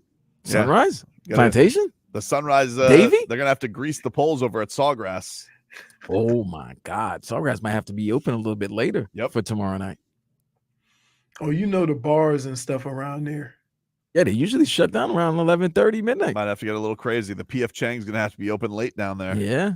Yeah, they falling off. Or the Rainforest Cafe. Las Olas might have to stay open a little bit longer. Elbow Room. That's their favorite hangout. Might have to be open. Listen, it's South Florida. Something will be open. Tomorrow night, look, a complete aberration. I don't care what this knoblock has to say. He's sitting there. He goes, "Whoa, games 1 and 3 and 4 were all similar." No, they weren't. Come on. We know we saw a classic letdown game from the Cats. Traveled all over the country. They got their split. They did exactly what they were supposed to do. This has been these Cats have been as consistent as they come, Leroy. I expect a much better performance tomorrow night. I ain't sweating it. Too much belief, too much consistency from them all season long for me to let some 8-1 aberration shake me to my core, Leroy. No way, dude. Not happening. Okay. What do you want me to say? Like, I don't know. Something else doing a show. The name of the show is Tobin and Leroy. I mean, like, I'm not worried about it. Just going over your follows. Like, what are you doing? I'm not doing nothing. I would say this. All the moments that we talk about this team being consistent with the message, right? And how they're going to go about things. When things are great, also works out great. When things weren't so great. So I don't have any worries or any, they're going to come out and they're going to play like, look, you have to understand in closeout games, you're going to get the other team's best. Right? So expect it. Patrick says quarterdeck is open until 2 a.m. Someone's going to take advantage of the party. Quarterdeck's right down the street. Someone's going to take advantage of the partying. I mean, there's Fort Lauderdale Beach. There's a quarterdeck that on Flamingo and Sunrise. And if you're going to go out towards Fort Lauderdale Beach, Elbow Room's going to be popping that Elbow Room will be popping. There's a Flanagan's that they just opened right off Sunrise. That's just stay open. We're going to take to the streets. It's going to be crazy. I'm very excited about this. I can't wait to get to the arena tomorrow. That's gonna be fun. I want to see if the 19,000 is gonna go crazy. Like they sense it, they can feel it, they can taste it. Hey, you've heard me all these playoffs. There's one thing I don't have questions about: the fans showing up. They have shown up the whole playoff. So, yeah, I expect some of your best work. I expect some of your best work tomorrow. Everybody better have a rat in their pocket. Wouldn't that be something if the whole ice could be covered with rats? Just rats, dude. Just rats filling up the cup tomorrow night. That's what we need. It needs to be like a truly Nolan's paradise, a Hewlett paradise there tomorrow. Pest control. It needs to be. I will objectively though. I will give a nod to the Edmonton fans dressed in exterminator gear. That was funny. Hey, you know what else was hilarious? That we talking about rats.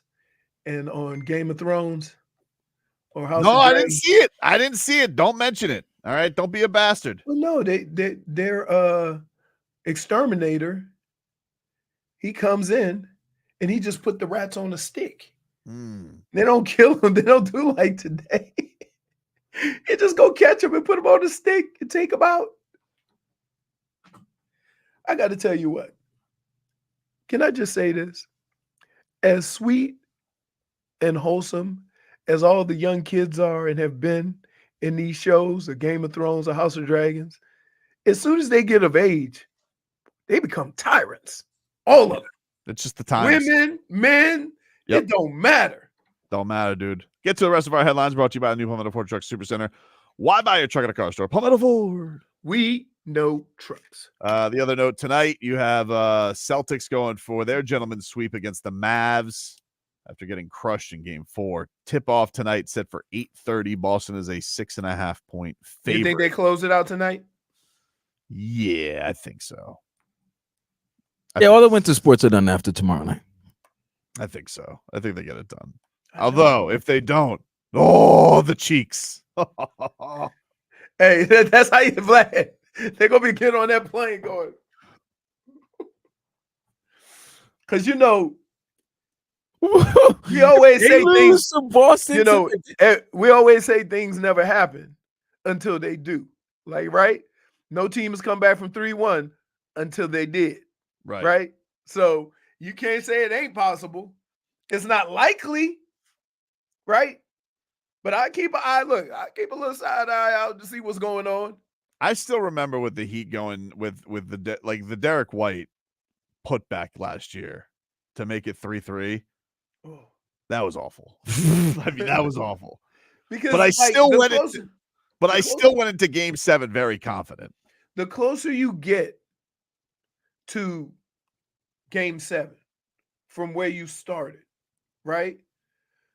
The more chance there is something crazy happening, right? That Derek White thing was crazy. Yeah. And so you leave yourself open to those one-timers or those silly or odd plays or those weird plays. Yeah, man, that's on you. Yeah, there's like I don't know what it's going to take for me to be nervous with this Panthers series because people are already going to be like, oh, for the last 4 periods, they've been outscored. But I'm like, no, not doing that. You'd have to get me like this Cats team has shown such resolve all year and the ability to just do their thing. I don't know what it would take for me to really have the squeaky cheeks. Even if the Cats go down a couple tomorrow, I felt that way. I was like, until it got like crazy and they were getting I was like, nah, I don't know. I never feel like it's out until it's like ridiculous with them. Yeah, I would say that it's weird because for all these games in the entire playoffs, the first 5-10 minutes tells the whole story, right? Especially with the Panthers because they always start every game slow. So if they're able to get a lead, it almost seems like they play with a different type of attitude. Yeah, it's so hard. We haven't seen a game like that from them basically all playoffs. Right. So it's hard almost to really... all year. What are you talking about? Playoffs? Yeah, it was crazy. I can't remember them, just not being ever close like that. We'll take a quick break. But before that, if you guys want to go see Blink 182 at the Kaseya Center with special guest Pierce the Veil this Friday, caller number 5 for the gentleman's sweep. Caller 5 right now will win a pair of tickets to see Blink 182 at the Kaseya Center with special guest Pierce the Veil. It is this Friday at the Kaseya Center, and it is a live Nation show. But if you want to go see Blink 182 with Pierce the Veil at the Kaseya Center this Friday, caller number 5 to 305-567-0560. 305-567-0560. Caller 5 will win a pair of tickets to Blink 182.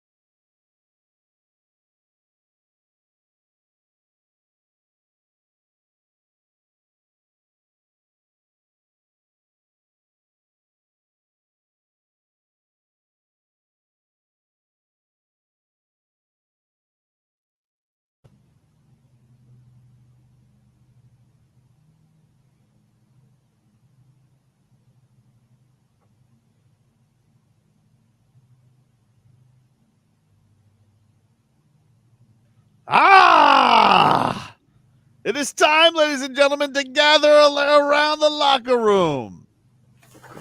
And Leroy is handing out his game balls and game bums. What do you got today, Leroy?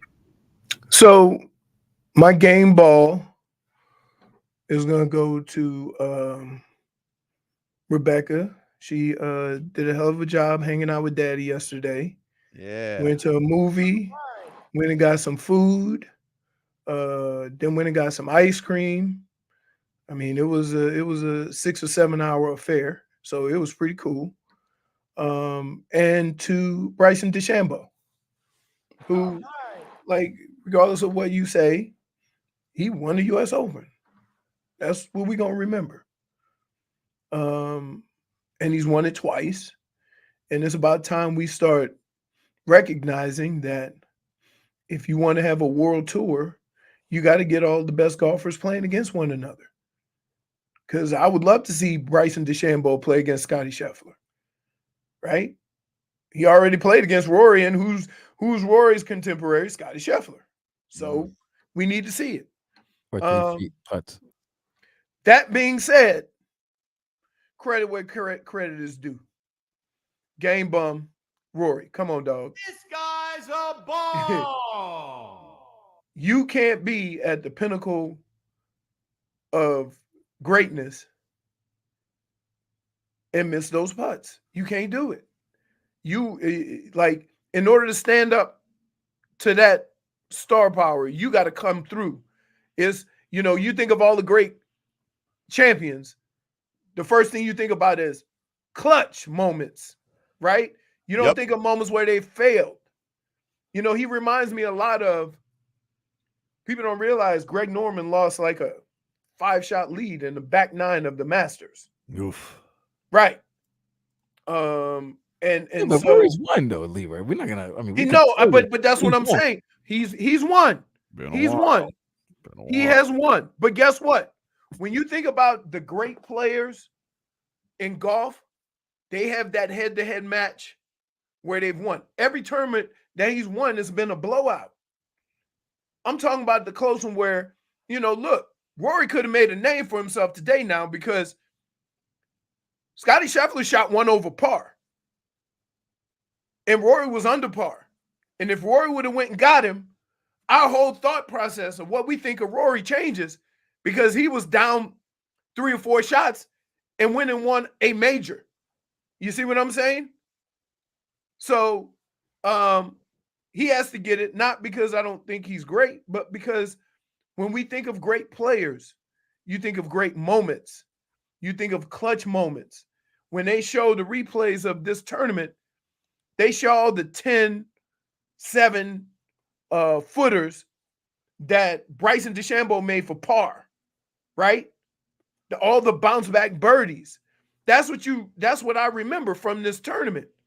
And although Rory came up short, those are the moments where you need to shine. That's the moments where, if Tiger had that putt, you go, oh, we got a playoff. For sure. Right? You don't even think about it. The fact that we got to sit over that putt and go, I hope Rory makes it, that's an issue. Listen, if it was the Canadian Open, he would have nailed it. So you trying to say that Tobin he can't make the big putts in the majors? I'm not saying anything. All I'm saying is I don't forget what you said about Heat fans, Rory. You deserve it. That's where oh my goodness. That's where my entire feud comes from. And the other game bums. Anybody who gets on Rory for not hanging around, right? Yep. Like that, yeah. Come on, man. Like, I'm just telling you from past experiences, like, if I'm disappointed and I'm upset and I'm mad, it ain't at the guy that won. It's with myself. I'm disappointed that I didn't come through. And so sometimes you just need a minute.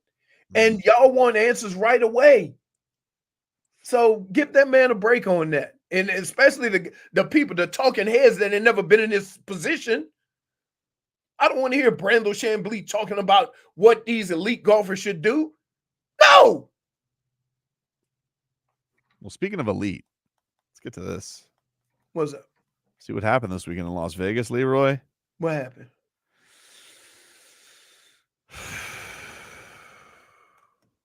We had some hobnobbing. Oh boy. We had some hobnobbing. Wait. Let me tell you. Can I get the harpoons? Let me give me the two parties before I. Multiple parties. So is not just two. Bam involved? Of course. Of course. It's always Bam. Always Bam. So let me see. Hold on. Let me see. Spider? Nope. Dame? It's always past loves. So it's Dame. Yep. Because Dame out again, right? Dame is out there for the fight. He was in Las Vegas for the fight. Who else? He was sitting courtside with Damian Lillard. They were at the Aces Liberty game. Okay. The WNBA game. They were at a WNBA game alongside Rich Paul and then the Jameses, LeBron James and Savannah James. Okay. Hobnobbing courtside, Leroy. Now, before we start going into the Orca waters, okay? Can Bam, LBJ be there because the Olympic team is practicing in Vegas? Are they practicing in Vegas? Yes, they are. Dame's not on the Vegas team, so he's just out there for the fight. Dame is just out there for the fight. But the rest of those guys are out there. Wait. Wait. You always come to me with this, and you always omit the most important aspect of this whole conversation. They were there anyway. I didn't think that he was there for that. I thought that he was just there because he likes the Aces. No, they're in Vegas. No.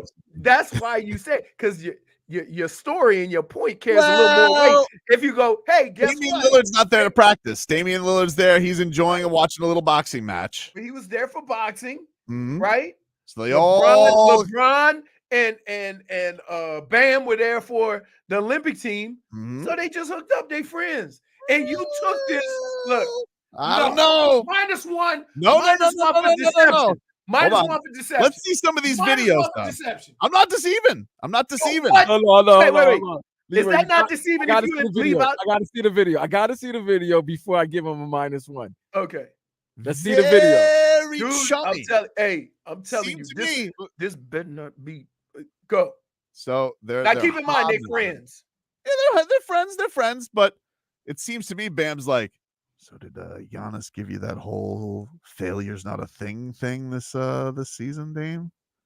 Make a stink? You can see him whispering in his ear right now. And Rich Paul's trying to hide his delight because he just likes shenanigans and backroom deals. That's what Rich Paul lived for. And so, he's there. The King's there. He goes, man, I wish that I was making some backroom deals right now. I'm very jealous of Bam because, he wishes that he was still making some secret deals. By the way, this is a hell of a big three. I know. I'm like a lot of you.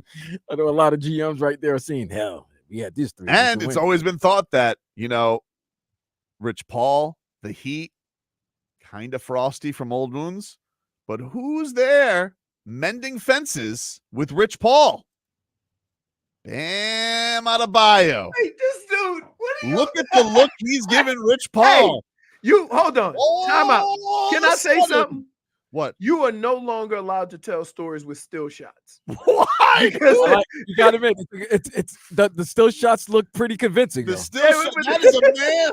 Because that's not look, all right. Hold on for the intangibles. You got to show that picture. And once you touch folding them knuckles, that's real that is right there. Yeah, that's the real gap. Wait. That's a different gap. Hey, did they snap it out? That can get good afterwards. I don't know. They snap it out. Look at the look. Look at the look in all three gentlemen's face. Like they that's a different look. That's like, yeah, boy, we got something. Like, yeah, we got something. Sounds to me, it looks a little bit like Jimmy to the Lakers, Dame and LeBron to the Heat. I don't know. Hey, I don't know. Still -1 for deception. Because let me say something. You could have gotten to this same spot, right? You could have got to this same spot if you would have told the real reason why they were there, right? Why? But you omitted that to try to give your story a little more juice. I didn't know that's the reason they were there. I thought that LeBron. Oh, so you didn't even have all the facts. I didn't know that he was there for practice. You didn't have all the facts.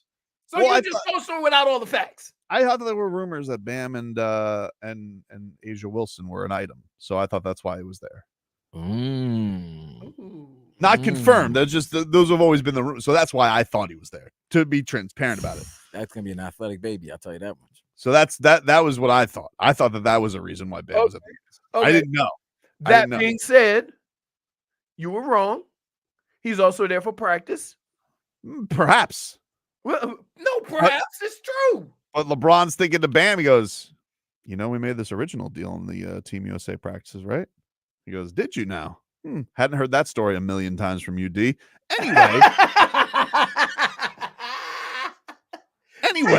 Why you go, man, you go to like, you're all over the place with this. We need to calm you down. Bam is like the guy. He's like the young kid at a family dinner, at the Heat family dinner. He goes, oh, again with the story about the rings on the table. I've heard it a gazillion times. So I don't know. I just Hey, now here, since you looking into everything, how does Pat see this picture? The Rich Paul picture? Yeah. Because some people say Bam's contract is up. Who's his agent? Is it He's got the same agent as Giannis. He's not a famous known guy. So could it be that he might be talking to Rich Paul? Hey, I need some new representation. But the Heat are going to give him the max. What does he need to go? If I was Bam, I'd kick my agent to the curb. Be like, hey, Rich, you think I should sign it this year or next year? Go for all NBA. Now, I will say, Rich Paul controls that ESPN machine. So if Rich Paul wants to get an all NBA campaign going for Bam, that's why you would hire him. So, boy, Stunning Steve, what up, Stunning Steve? He said Asia Wilson's at Heat games a bit. That's what's been that's been kicked around. I don't want to put anybody's business out there, but that's why I thought that he was there. When Vlad says he's there for practice, I didn't know that, Vlad. I just thought he was there for Asia. Yeah, a lot of the guys have been going to Vegas for practicing for Team USA's upcoming tournament in the Olympics. Very interesting. Well, let's take a little bit of a look at the videos because it looks like there's some hobnobbing going on here. This is from Yahoo. Is that John Wall? That is John Wall. Oh man, everybody's out there. Hey, John Wall get that first Supermax? He did. He's living good off it. He did right before his Achilles blew up. He looking like it. This to me looks like this is all three guys are trying to get trying to get Bam to join Clutch Sports. That's what it looks like to me. But Dame isn't on Clutch. He's not a Clutch guy. It doesn't matter, man. John Wall was a Clutch guy. He goes, and maybe John Wall's thinking to himself, Bam, it sounds like you got Damian Lillard on the hook here because he doesn't seem like he likes playing with Giannis too much. He goes, we know he doesn't like Giannis that much. Hey, Tobin, can you ask Doc Rivers how did he feel about this? Doc, how do you feel about the Cruton going on here with Damian Lillard? Do you think Bam's going back to the well, or do you think he likes playing with Greek Freak? I know they friends, but I got to tell you, my problems are much deeper than whether Dame show up next year. I got to do everything I can to get this Giannis on board with what I'm trying to do. Get him to stay healthy at the end of the season. But if everything else fails, there's one word that'll keep me and help me sleep at night. Guarantee. Take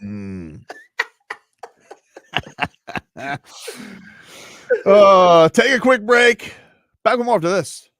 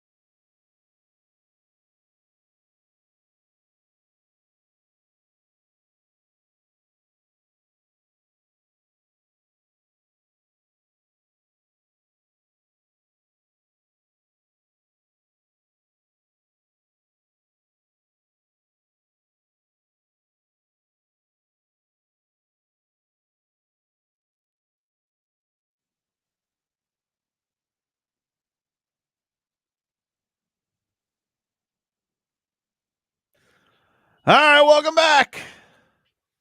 Tobin and Leroy here with you, 5'6" WQM. Oh, hello, Jennifer. Hello. Jennifer. How was your Wow, weekend? that's anti-goth. Yep. Yes, it is. My weekend was really good, actually. Thank you for asking. How was yours? All the dads. It was pretty good. I saw Inside Out with the kiddies. Was that a good movie? Yeah, I think it was objectively good for a cartoon movie. Pretty good. I enjoyed the first one. That's why I asked. I think it was objectively good for a cartoon movie. I have that movie in my head. It was your weekend. Hey, I have that movie in my head every day. I was trying to explain this to who was I was playing this to TC from Kiss Country on the way in because it was his first Father's Day. Oh, good for And I was him. like, he's got his beautiful baby girl and the family. I'm like, it don't slap like Mother's Day though. It's not the same. We don't get the same. No, I don't. You don't. We get don't nothing. get the same. We don't get the same. You know, it's kind of just like, you get this a little. You get a little like present. You gotta, be like, hey, thank you for this, and then we're gonna do what you're still not gonna get to do what you want to do. I think the greatest thing I saw yesterday was that. Remember, you chose your baby daddy. My Rebecca got me a shirt that says "Dad Snack Tax."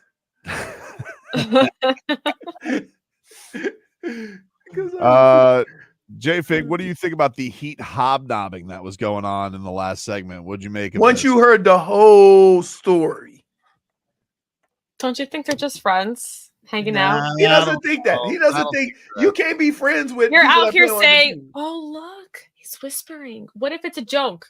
Okay. This This is where what if the joke is at Giannis's expense? That could be. Here's where I'm gonna back up Tobin. I would usually go against you, Tobin. Yep. But here's the thing. They wanted a hobnob. They could have ate dinner somewhere else. They Right. kind of made it want to be a scene out there. Exactly. So when you're making Maybe they it just a wanted to scene, watch the game.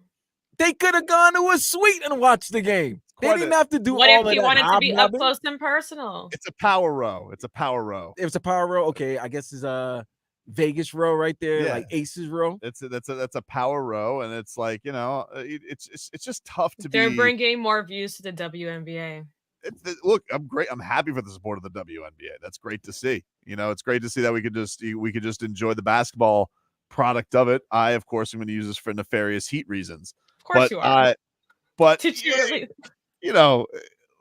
Could be something, could be nothing. I'm not going to say there's nothing. These guys, this power row is going to turn into nothing. No, not buying it. Come on, something's going on there. By the way, you They're know saying, Savannah's "Hey, a pro, how you but she doing?" knows Right she knows the pose too. Look at her pose. Like her pose is like one of the. Look at that. Yep. Like her pose is just like the other four. Do they have lunch It boxes? looks great. Yeah, they LeBron always brings like special products with them to games. It might be like 2 bottles of like Is that juice? prestige underneath the wine or something like that. Maybe it was he was, I don't know. It does look like juice. Does he have a mason jar? I don't know. Yeah. Look like they trying to cleanse because the green juice. Producing? Yeah, they're juicing. Look, there ain't no drink like that, and he got the orange one. You think so? Wait, you think LeBron, just like Big Spoon, when Mrs. James says it's time to do a cleanse, he's got to join in on that too? Because you hate when that happens. Dude, then no. Here's what's in the the thing. bag though? What's in the 2 blue bags? What's in the box? What's in the bags? Here's the deal. 7. I hate that. Right? My wife says, I'm gonna lay off meat for a while. I open up the refrigerator, ain't nothing but fruits and veggies. I said, you said you giving up meat. But if it's in the house, I'm gonna eat it. I'm like, okay, so we order something and you get eggplant parm. Yeah, it's strategic. Like you want to keep it away. I understand what she's saying, but she's Well, basically it don't need for all of us. What about the children? She's bringing you along for the cleanse too, dude. No, dude. She's just helping And you, then she Leroy. always sets it up. Like she'll go, I'll walk through the house and she'll say, Walk back? Walk back? You put on a couple? Oh yeah, I'm gonna go on a cleanse. You need to go on one too. Right? Why I gotta be a part of it? I don't know, but it looks like She just LeBron's wants to been- keep you healthy. looks I like know, LeBron's but you been know what I roasting say? his friend. But I'll say, okay, I'm gonna go for a walk. You want to come? I don't do walks. Like it don't It's too work hot the same outside. way, huh? It's too hot outside. 30-minute walk. I just find it adorable Extremely that hot somebody he's outside. been with for so long still can rope him into a cleanse, and he's the greatest athlete on maybe the planet. Dude. It's his wife. No, She's yeah. gonna rope you into anything. What are you talking about? Hey, Vlad, wait a minute. What if I he's am the not. one that No. We're not gonna sit here and act like D don't get you to do some things, right? LeBron James. It don't matter. It don't matter. Your wife is your wife. I don't care who you are. Tobin, it doesn't matter if you're LeBron James, Brad Pitt, Leo DiCaprio. It doesn't matter. George Clooney. Doesn't Your wife matter. is your wife. Your girl or your wife is your girl or your wife.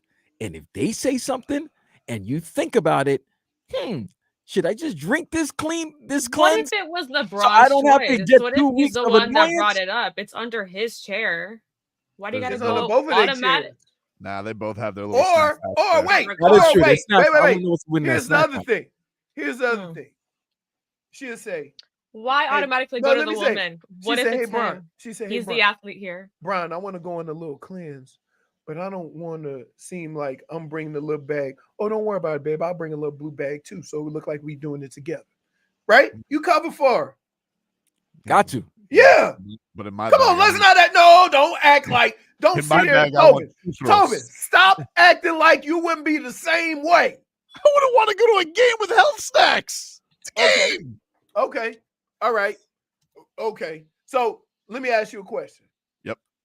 If your wife said, okay, we're going to take a break off of all this hard food we've been eating or whatever, and y'all go to a game and she go get some healthy snacks and bring you back some, are you going to go back and get a hot dog and a cheeseburger? 100%. I'm going back for a fake bathroom run, and I'm getting a real. Oh, but you ain't going to eat it next to her? No way. Okay, then you do the same thing. You do the same thing. You're just being sneaky. We all got. Listen, you best believe when we look up on that. How do you think chicken bones end up under my car? Right? Well, it ain't because of Big Spoon, I'll tell you that. No, it's because you can't wait to get home. It's because she'll make eggplant parm one night, and now I say I got to go get a bag of ice for my cooler. And then I eat 17 chicken wings on the way home. These stories before you do that for yourself because you have another box next to you that you take to your family. That's just you because you can't wait to go home. Damn, Ethan just killed you, Tobin. Yep, that's what he does. Have you seen Tobin? Mrs. Tobin clearly never puts him on a cleanse. I don't even know what the cleanse consists of. It consists of just juice. And wait, but look. At least we not like Crowder. Pescatarians. Crowder, wait, dude, we go to Herbs and Rye. I've talked about this restaurant in Vegas, right? Meat happy hour, the meat's cheap, all these things, right? Now we all getting like these big steaks for like $35 that normally $70 to $100, right? He goes, yes, I'm not eating meat right now. I'm a what you call that? Pescatarian. Yeah, I'm a pescatarian. I'm only eating seafood, right? $700 for that piece of fish. So he ruined the whole meal. No, absolutely not. Oh man. No, y'all, listen. I love the way dudes act like they tough when they women not around. But I'm gonna tell you what, Topes. If D say something, you best believe you doing it. Don't act like it. No, we know. You ain't got to say yes or no. We already know. I'm not the greatest athlete on the planet. So wait. Don't worry. One day he going to come into work and you know what he going to have? A little snack bag. I understand. Carrots. Again, I could use a cleanse. He's Can't LeBron. come in with a snack bag of carrots. Yeah. Yeah. It would be like That would not happen. It would That be would like not happen. I come to work so I can get empanadas. I understand, but it would be like it's like when Patrick Mahomes rocks in with the dad. That's how he should be. He's Patrick Mahomes. Like if Mrs. Mahomes goes to Patrick, goes cleanse, and he goes, "Why do I need to do that?" Like that's how it should be. Wait, because he's right. Come on. Can I have a dream scenario here? Yeah. Can I have Patrick Mahomes talk to Doc Rivers? Doc, your wife ever put you on a cleanse? Every day she got me on some kind of cleanse, mental cleanse, food cleanse. You know, I had to take this job so I could go and eat me some meat. They tried to give me cleanse over there with LSU, and I said, no, I'm not going to do that. They were let the Tiger go Tiger. Coach O came out of nowhere. Coach O. He's never been on a cleanse. No way. And wait, he be wearing little bitty bathing suits with a tank top. Like, he need to be on something. He does not care. Take a break. Back after this.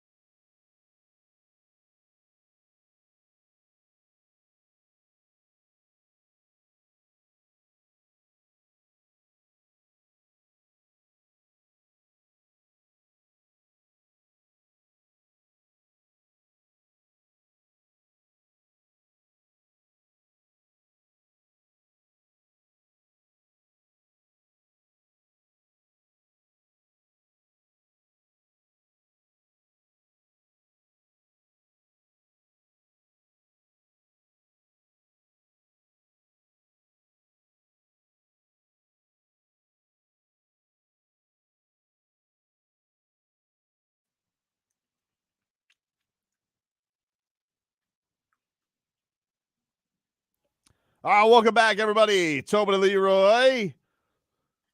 Take you up until 2 here on the program.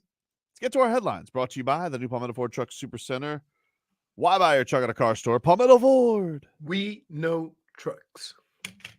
The Panthers back on the practice ice today. They did give the day off to Matthew Tkachuk, Sam Bennett, and Aaron Ekblad. Some rumblings the Cats could change one of their later lines. Lamborghini was out there with the 4th line today, so we could see Ryan Lomberg and that tremendous hair back out in action. He hasn't been playing?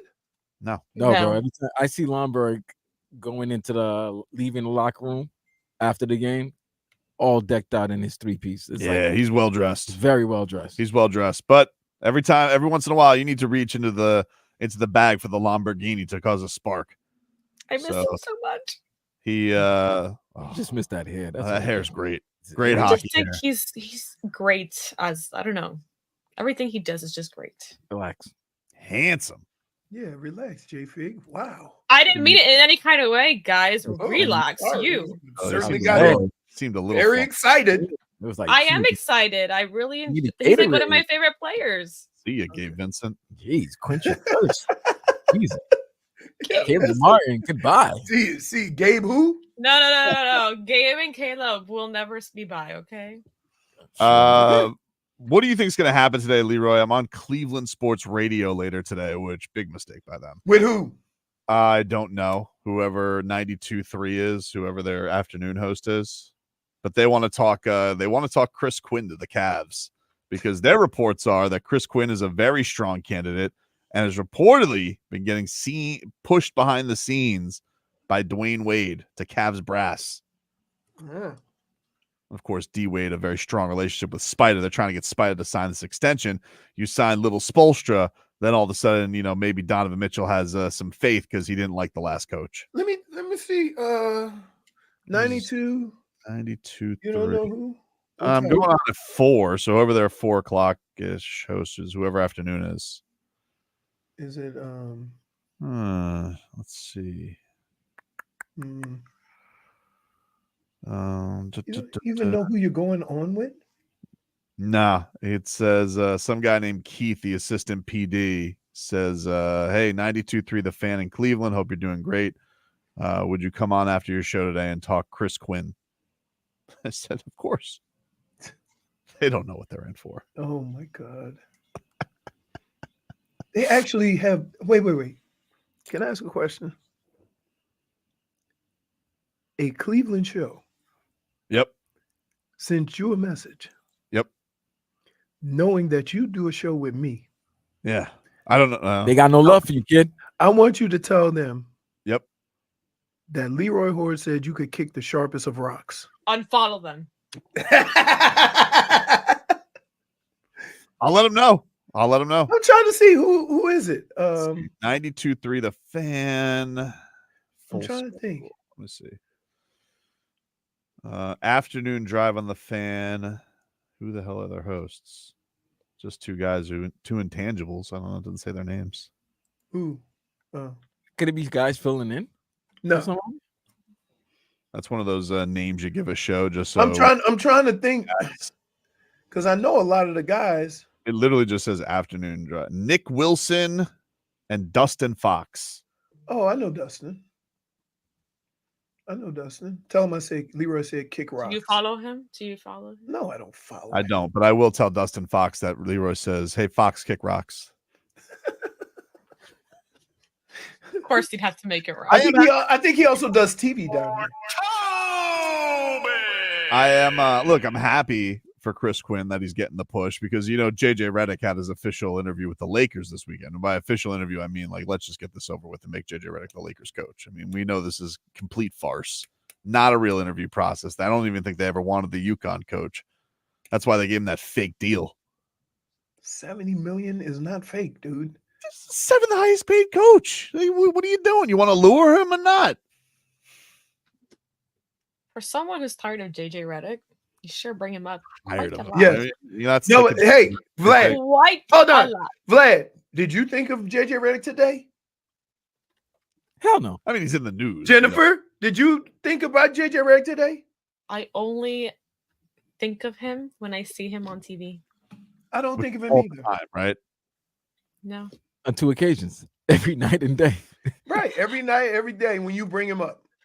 What do you That's mean? a you problem, With dude. things of JJ Redick on 2 occasions. It's just every night and day. Yeah, but you would agree. I mean, like It's like, wait, and you can't start a conversation like this. Here's what I got nothing against this guy, but enough with JJ Redick. Like, you do have something against him. Well, I do it for 2 reasons. One, it's enough of him already, and 2, like let's give a little bit more respect to Chris Quinn. That's why You're giving him so much attention just by bringing him up. Right. When they say, Constantly. wait, I Something that hope you they say something like complain this. about? We were really on the fence about it, but then that guy Tobin in Florida started talking about him so much, we figured we had to get it. He lives I don't rent think free in that's your what- head. I don't think that's what happened. Oh, rent free in your head? Well, it's kind of like he's more like a squatter. You know, like You it's don't like, want him in your he head. does- I don't want him there, but he's just like it's nonstop. He's just Wait, squatting. You can't call the brain police to get him out of your head. Hey, but check this out. Even if he's a squatter, he does have a space. Yeah, but like he's living And you rent. do nothing. You do nothing And, to and, remove and, him and from your also, head. even if he's a squatter, he's also living rent free. Rent free. Is this but a Man, squatter is a toxic. stealer? You're not supposed to be living rent free if you're squatting. But you are living rent free. I don't like that. As your brain has sent the message out, is why is this guy always in my brain? The point is, Chris Quinn deserves. Point more is respect. that we've boxed you in today. I don't feel like I am boxed in. And I would agree like that- to let it be known. I would agree. Vladimir, you know what to do. I'll take it. But the thing is, like with JJ Redick, it's See? JJ Redick is. It's just enough of him already. Like I don't want this to be the case, but it does need to be pointed out. You're Don't the you guys only- realize there's been a lot of JJ Redick lately? No, you're the only one in The sports amount that of brings him times up. that you say Can't his be the only one. name. I can't be the only one who's noticed just an Nobody overwhelming else. amount of JJ Redick. No, just you. Let me hit the airwaves. And in fairness, you brought him up, not me. Dave South say Toba got a JJ headache.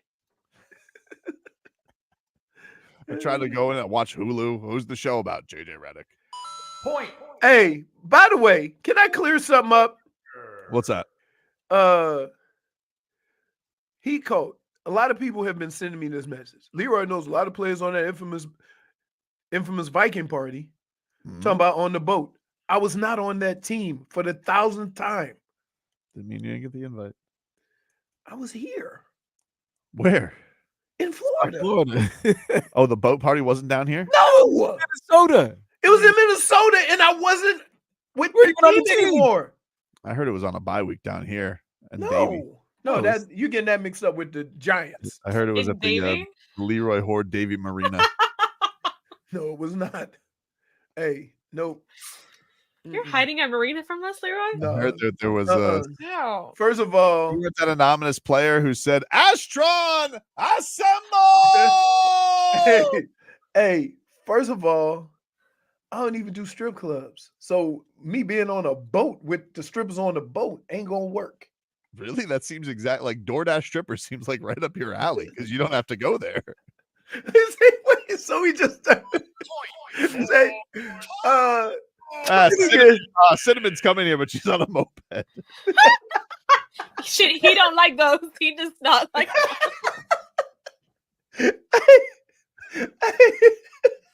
Cinnamon. Let's give it up for Cinnamon. She works strictly off your generosity. Tangeray on the satellite stage. Tangeray. Wait, even though with the little side stage is Oh, called of course I know what the side. I know it's called satellite. It's called the satellite stage. Yeah, it's satellite stage. My goodness, what is wrong with y'all? Like, Topeka, y'all. How did we get here? How did we get here? Topeka. Got Yeah, hit he by always said, JJ Redick, which is like, you know, it's enough. hey, don't forget Crystal. There's always a crystal in there. There's always Who was, Crystal. who was on that boat party? Corey. Big I'm boy. sorry. McKinney. McKinney? That seems like Come on, it's McKinney. That's McKinney. It does seem Hey, listen. First of all, if you play in any type of organization or something like that, don't get in trouble as a group, right? Because they're gonna be 17 different versions of the story, and y'all all gonna get in trouble. If you're gonna get in some trouble like that, be solo. No. There's gonna be one guy who screws it up for everybody. Yes. And that's what happened. One guy's gonna mess One up. guy say, "Hey, I was just on the boat for the chicken wings. I wasn't in all that." You know, somebody gonna backtrack to get out of that. No, don't. No, it sounds great. It sounds like, everything. Oh, we gonna hang out as a group. We gonna do this, whatever. Nope. No. Sparkle, always a sparkle. Always a sparkle, dude. Yep. Not to be confused with Robert. Mercedes, always a Mercedes. What about a star? Star. Nah, it don't sound like it. Don't. There's always, you know what else there is? Isn't there always like a precious? Yep. Well, no. Depends on which club you're going to. Yeah. If it's an intangible club, ain't no precious. No precious intangible club. You got to go. You got to go back in the cut. Yeah. You know what I'm saying? Yeah, precious. Yeah. She's precious. Schmeathan says if Tobin was a dancer, he'd be Sprinkles. I think it's a great name, Sprinkles. Sprinkles. Everybody wants Sprinkles to the stage. Dude. You a big sprinkle. Hey, let me tell you something. Here's what I learned. You know what time of entertainment you're going to have based on when you go. Okay? If you go to the strip club for their lunch buffet, you're going to get lunch buffet strippers. Right? Some good food. There's got to be some that swap schedules, though. No, why? It's the afternoon into the evening shift. Yeah, that's the shift you want. There's got to be a stripper they bring in like Ryan Lomberg that they haven't had on the bed, but like she brings the fire to the stage, they have guest strippers. They have guest strippers. You know what they call? Mothers. They're called mothers whose kids are getting off school at 3:30, and they got to go pick them up. Beat the daycare rush. They're trying to beat the daycare rush. What's wrong with that? What's wrong with you guys? Hey, ain't nobody spoken untruth yet. So, I don't know what, I don't know. I'm not lying in. Yeah. They're called mothers.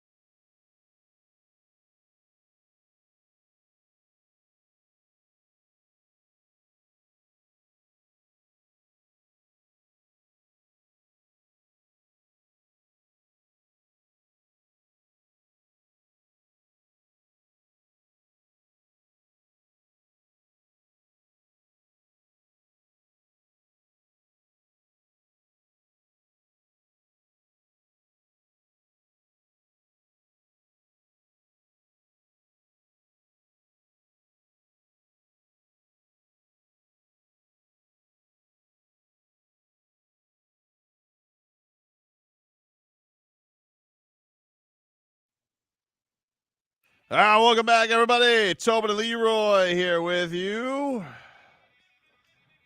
Take you up until 2 here on the program. I'm trying to fix my camera, J-Fig. It's stuck. Okay, thank you.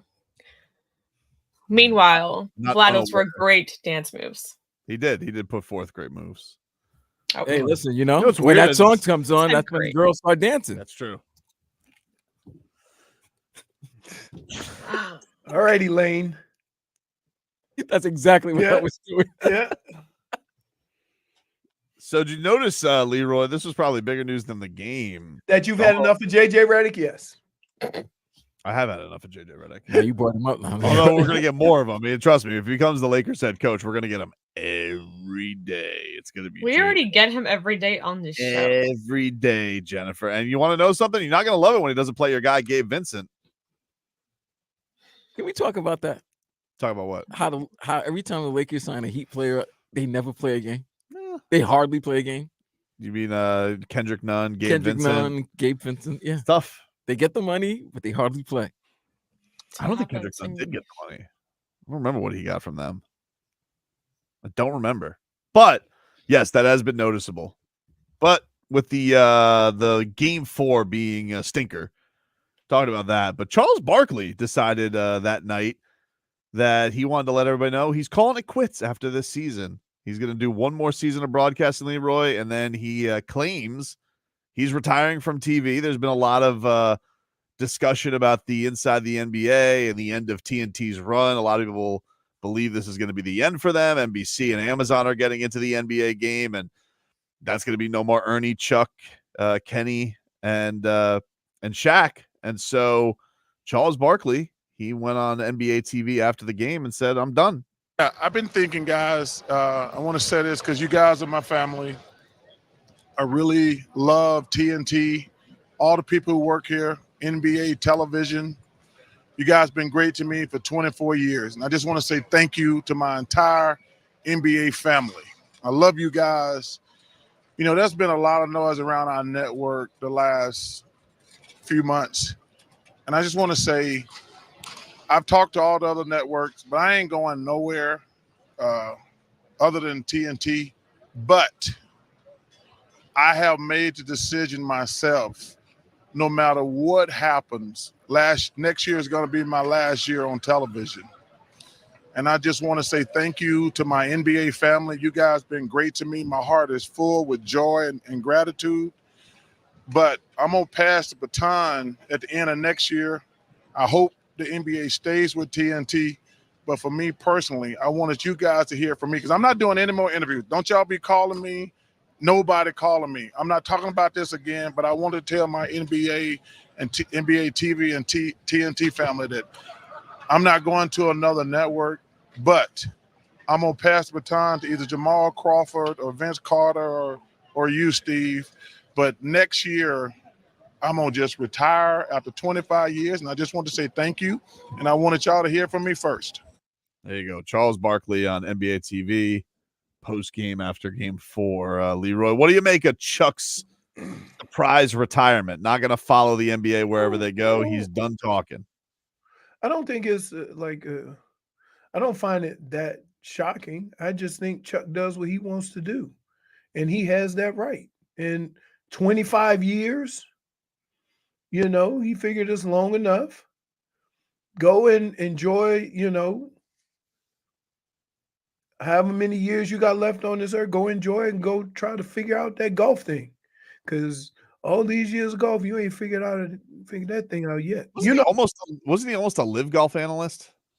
I don't know. But I played with Chuck when he didn't have that hitch. He was better? Pretty good. Yeah. What happened? He said he told the story why. He said his swing was really fast, right? And so a lot of times when your swing is fast, they tell you to take it to the top and pause to give your body a chance to catch up with your swing and then go. And he took that and it became a glitch in his swing. So when he starts his downswing, he would stop and he could never. I don't buy it. Never break. What do you mean? I don't buy his return. He's retiring. I think this is a classic Brett Favre boxer retirement. I think he's saying that now because he doesn't want to leave TNT, and I think someone's going to come with a big giant. Can I say this? And he'll be with somebody. Can I say this? Yep. The right amount haven't been put at his desk yet. Absolutely. Exactly, dude. Absolutely. Because what are your other plays if you're Charles Barkley? What do you say? I'm retiring. Don't leave. Don't bother me. A little hard to get. For old How Chuck. Chuck got to be 63, 64?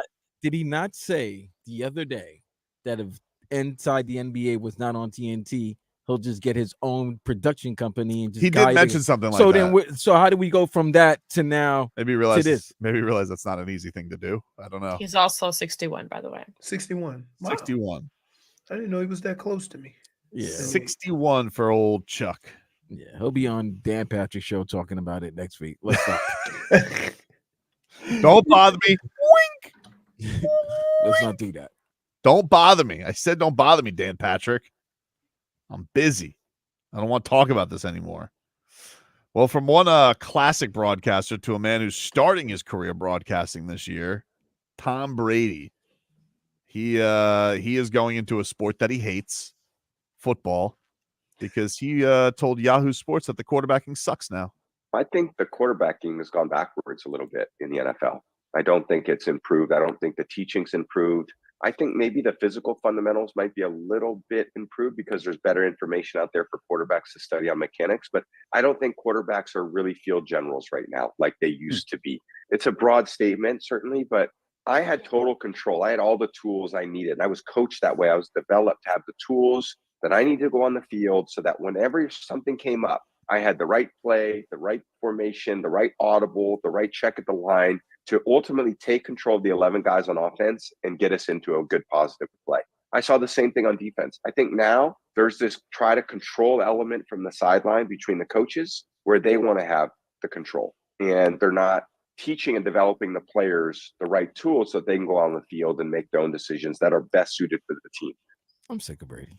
You know, you're JJ Redick? Yeah. Think about this. Can I say this? Yeah. What he just said is exactly why we love Paul Maurice. Now take what Paul Maurice says and put it in that context, meaning that Paul Maurice says, hey, I don't do any work. All the stuff I did was prepare them and give them the tools to go out there on the ice. Once they get on the ice, it's their job. They know what to do. They have belief in one another. They have good leaders on that team. And so I know when they go on the ice, they got everything under control. That is exactly what Tom Brady just said. You see what I'm saying? Whereas now, a quarterback could go into a game, look over to the sideline. Even in college, the coach holds up a card or gives a signal or something like that because of what's going on the field. Mm-hmm. And that role has been taken away from a quarterback. Now, what that does is if you have a smart enough defense on the other side, if they make the changes correctly or at the right time, you don't have time to look to the sideline. So you better prepare that quarterback to be able to make adjustments on the go. And so, yeah, I agree with what he's saying. I would say the overall position of quarterback has become more athletic, stronger arms, stronger mechanics, can make more. There's more quarterbacks that make more throws, right? But I'll say to some extent, it's a little different in a lot of things because some of these quarterbacks can always pick up the ball and run, or some of them are built like Moose, right? Like Josh Allen, where he can just pat the ball until somebody gets open, which was the same thing that Roethlisberger used to do. You have guys that hold on to the ball a really long time. So there's some truth. There's a lot of truth into what he's saying. I won't necessarily put it on the actual quarterback, though. He didn't put it on the quarterback. Now, it sounds like it's more on the coaches being right. Exactly. Ask Dan Marino. Go ask all these other quarterbacks that came up in the 80s and 90s. The coach empowered them to go on the field and be field generals. I am curious. I see. This is one thing. Like, I am curious if Tom Brady's going to go out there and he's going to rip anybody to shreds, because, you know, all we get really from Tony Romo is drooling over Josh Allen. Here's how he would do that, though. Here's how he would do it. He would put it in the context of when he was playing. And this is where you'll know what the difference is between him and other quarterbacks. And is that, hey, if I was in this position, I would just be able to do this, this, and this. I don't know if that quarterback has that kind of latitude to be able to do this, or the knowledge to go to this other protection or route. You see what I mean? Like on every team I played for, there were routes being changed and players changed all the time. And the only thing the coach did was send in a play. Mm-hmm. So we had leaders on our team, like Randy and Chris Carter used to switch positions when one of them got tired all the time. And the defense thought this was a new scheme. And it was just one guy was tired of running the 9 route. That's it. Classic Leroy taking shots at defense again. Dude, they don't remember plays and concepts. They just all they remember is plays. They don't remember concepts. So yeah. Look, next time you watch a game, I want you to watch the defense. Is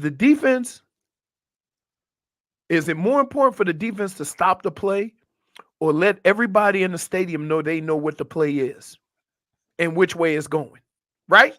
So you think they just can't wait, what if I know what you're doing, I ain't gonna tell you. I'm just gonna bust you in the mouth. But they gotta let everybody know that they the smartest person on the field and know which way the ball is going.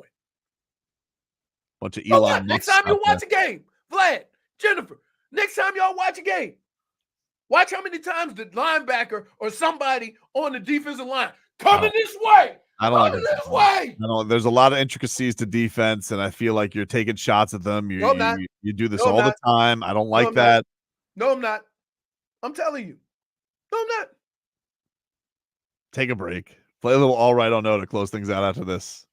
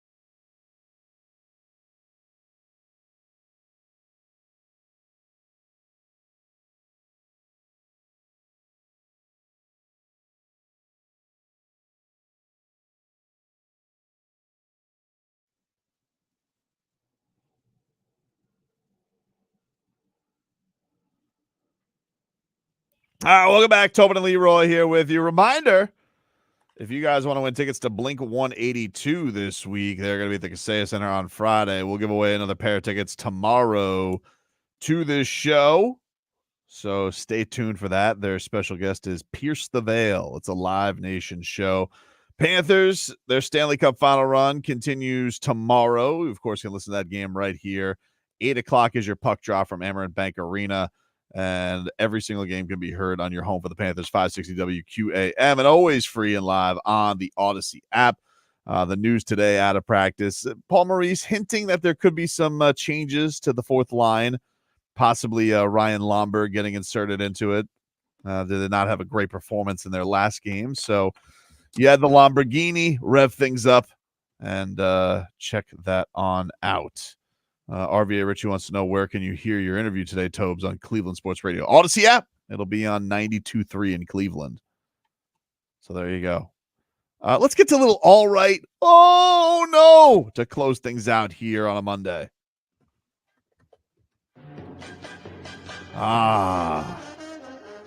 Football-y. All right, let's get to it. Our all right. Oh, no, my all right goes to Gervonta Tank Davis. He had a thrilling knockout in the 8th round in a fight that was close. It did feel like after like the 4th round, Frank Martin kind of tricks. It was. No, it was on the scorecards. It was a close fight. I think Tank was up on just a point on most cards at the time, but Frank Martin kind of ran out of footwork. You know, like Jaime Jaquez.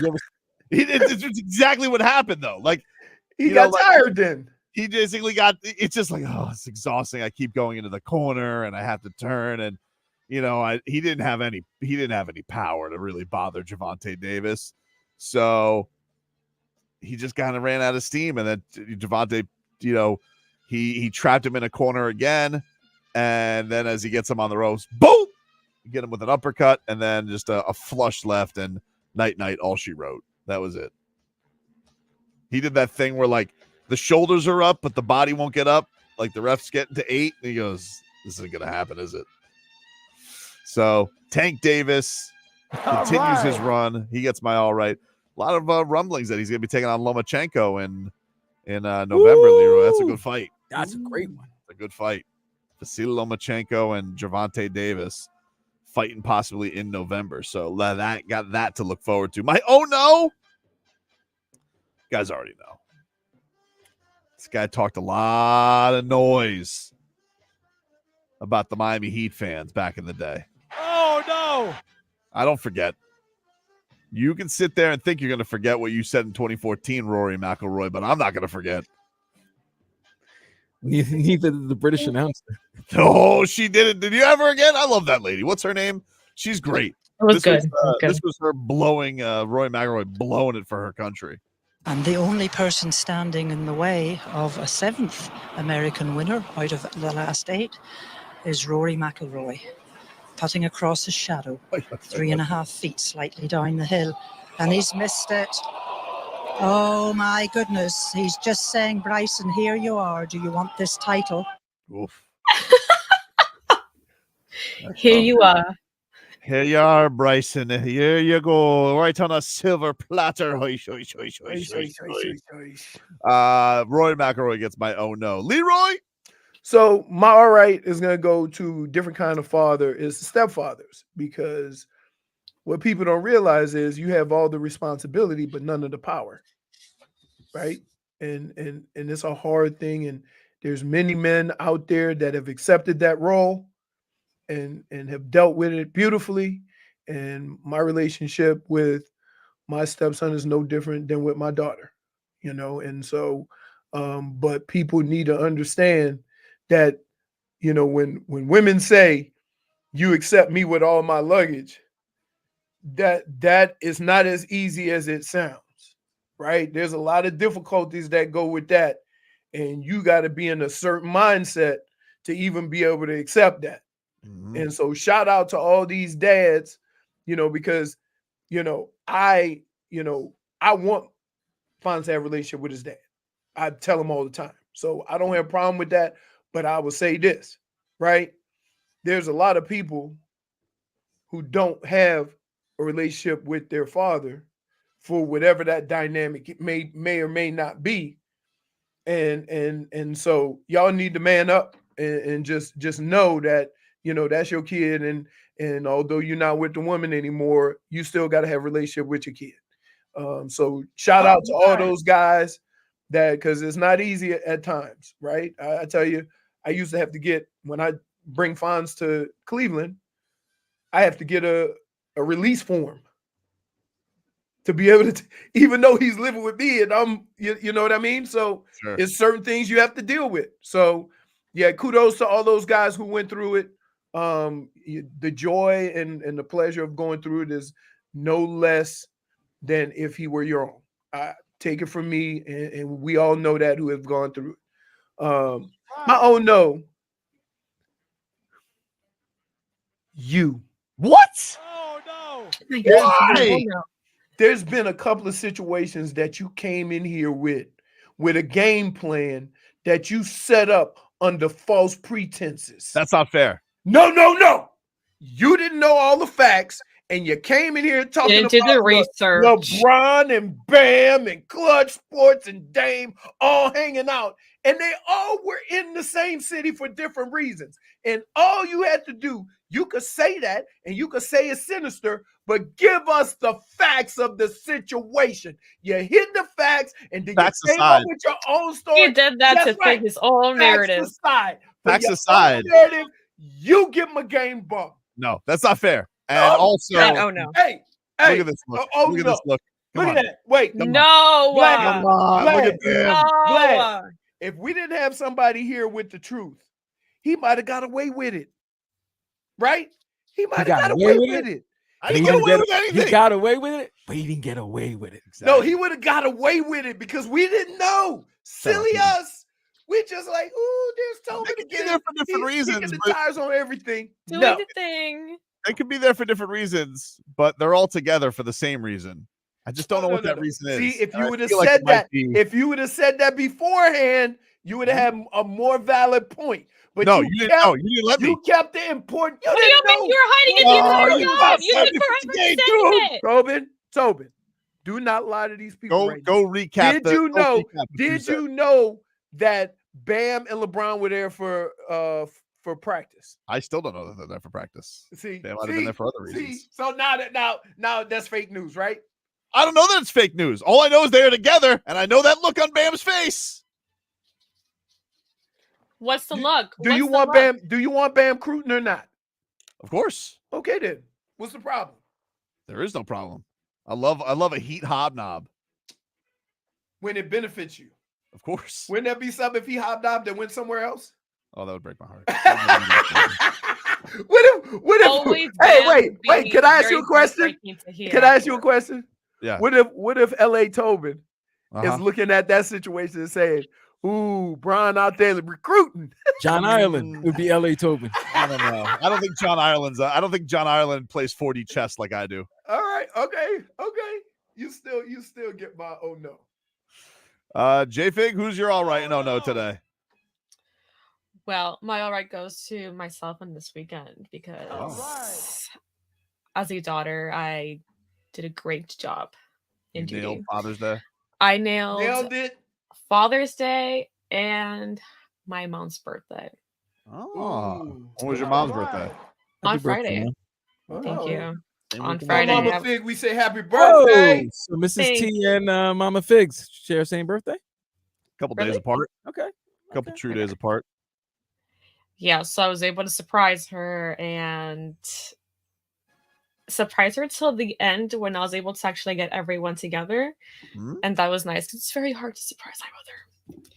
So I was able to do that. I was able to take her to dinner and she had a great time. And my father also. And I'm just, anytime I can put a smile on my parents' faces, I'm able to sleep at night. So your dad smiles? My dad smiles. I don't think he smiles. He might smirk. No, I'm telling you. After we played dominoes, he doesn't smile. He has like this grin, right? He has like this grin, like something is going on up there. What he thinking and what he's showing is two different things. He got this grin. He don't smile. It's the cutest grin. And my oh no goes to Tobin also. Why? For thinking that unfollowing the Dolphins is going to make any kind of dent. I stand with Tua. I stand with Tua. No, they're not going to notice. They're going to notice. Your unfollow, okay? No, just so I'm they'll notice. First of all, I know they're listening, and second of all, just so you guys know, I'm unfollowing you, and you stay unfollowed until Tua gets paid because Tua's too nice to unfollow you. Okay, so I'm making the stink with Tua because you cheap bastards won't pay him. I want Tua to get his contract. Enough of the nonsense. It's tired of this pretty boy Trevor Lawrence gets his deal, and that dopey face Jared Goff gets his deal. Where's Tua's money? Well, I'll tell you something. Question. No You more. know you're not going to follow Can through you with that call? unfollow, by the Can way. you call Stephen Ross cheap? Cheap, dude. Dude, The that birds dude are is talking. what? Cheap. Oh wait, of all the owners in the NFL, you can't call Stephen Ross cheap. He won't even look at the camera. I can't co-sign that, Toby. I can't Cheapsy Ross. I can't co-sign that. What is he? You got, what's this? You don't want to pay Tua. Why? Because you got caught tampering trying to replace him? I dare you not to pay him. And I already unfollowed JFig on Instagram and on Twitter. Look, we already know a week from now you're going to follow them all over again. Nope. And A week also, from you now? probably have the WQAM account, so you're following I through don't. there. I don't have the. I always ask you to post stuff because I don't. I'm locked out. Yeah, but I sometimes just don't believe you. JFig, I am a man. Let me tell you something. Old Tobes, I'm a man of honor, and I'm standing by Tua by doing something that he won't do. So we are in lockstep on this. He doesn't want to be the bad guy, so Old Tobes will be the bad guy. And the Dolphins, in the number one move you can make to show your disappointment with your organization, the Dolphins have been unfollowed on Instagram and Twitter. You're welcome to notice. Their social media person is not going to notice. You're welcome to. Oh, they'll notice, dude. They'll notice. They'll notice. Because the first thought in their mind is Brendan Tobin. Trust me, when they go to Old Tobe's account, they're like, what are they talking about today on Tobin and Leroy? And they're like, oh, not mutual? Yep. I'm going to try and DMO Tobes. You can't. By the way, Sorry. that is the title of that hour. Tobin follows the Dolphins so they pay Tua. Yep. Hey, You're welcome, Tua. I can't believe of all of the owners and organizations, the amount of money that this man has invested into that area and this team. That's what you calling cheap? Cheap, dude. Where's Tua's money? A little grin. Where's Tua's money? I don't follow Stephen Ross if he had Twitter, but the old don't have Twitter. Well, that goes. That's a good segue to me. What do you got? All right, I don't know. All right. Me, yesterday. I was kind of sad looking at all these fathers with these lame gifts that they were getting. You could tell they were like, I'd rather be anywhere in the world right now than getting some of these lame gifts. I'm just saying, my peoples. That's what I'm saying. So, all right for me not getting lame gifts on Father's Day. My son made me a coaster. He goes, you know how you like to drink? He tried to wait. He tried to no, but you know what? That's what you do. You try to set up the whole moment. So he says, Tommy is never you know how you like to drink? Cold. Is it a nice coaster? Did you like it? That sounds like at some point in your childhood, that's what you did. Hey, hard to say. Yes, sir. Hard to say. You know how you like. How's your what's your oh no, Vlad? Tobin, I'm not gonna give you the oh no. I'm not gonna make it. Never been a clean sweep. Majority. Before. I gotta give it to Leroy for not knowing who he's following. Yup. Leroy, I don't follow the Dolphins. Oh, let me check if I follow the Dolphins. Come on. Wait, Jennifer just said thank you to me. I just got it a week later. Wait, I do follow the Dolphins. I also follow the Cleveland. Wait a minute, I'm following 434 people. He doesn't know. He doesn't know because he doesn't know how to use Twitter. Come on, Leroy. Yeah, come on, Leroy. I've known him for I don't know how many years, and he decided to follow me now. Okay, he doesn't know. Hey, she sent me a text. She goes, "Thank you." I'm like, "For what? You finally followed me." Every tag I've ever posted. I think. In fairness, you did have like one old account, and I don't know what the hell happened to it, and then you had a new one, and I can't distinguish which one is well which. because the other one got hijacked. So then I had to do another one, and now they get mixed up. So I just stay off Instagram. So who Well, followed you get me? my Was it you or somebody else? No, it was me. Oh no! So I got a burner account that I'm unaware of. Oh my God, you're the KD of the station. Yep. No, but he knows. I have no idea. I got a random account out there that I don't know what to do with. All right, everybody, that's our show for today. We will talk to you rascals tomorrow.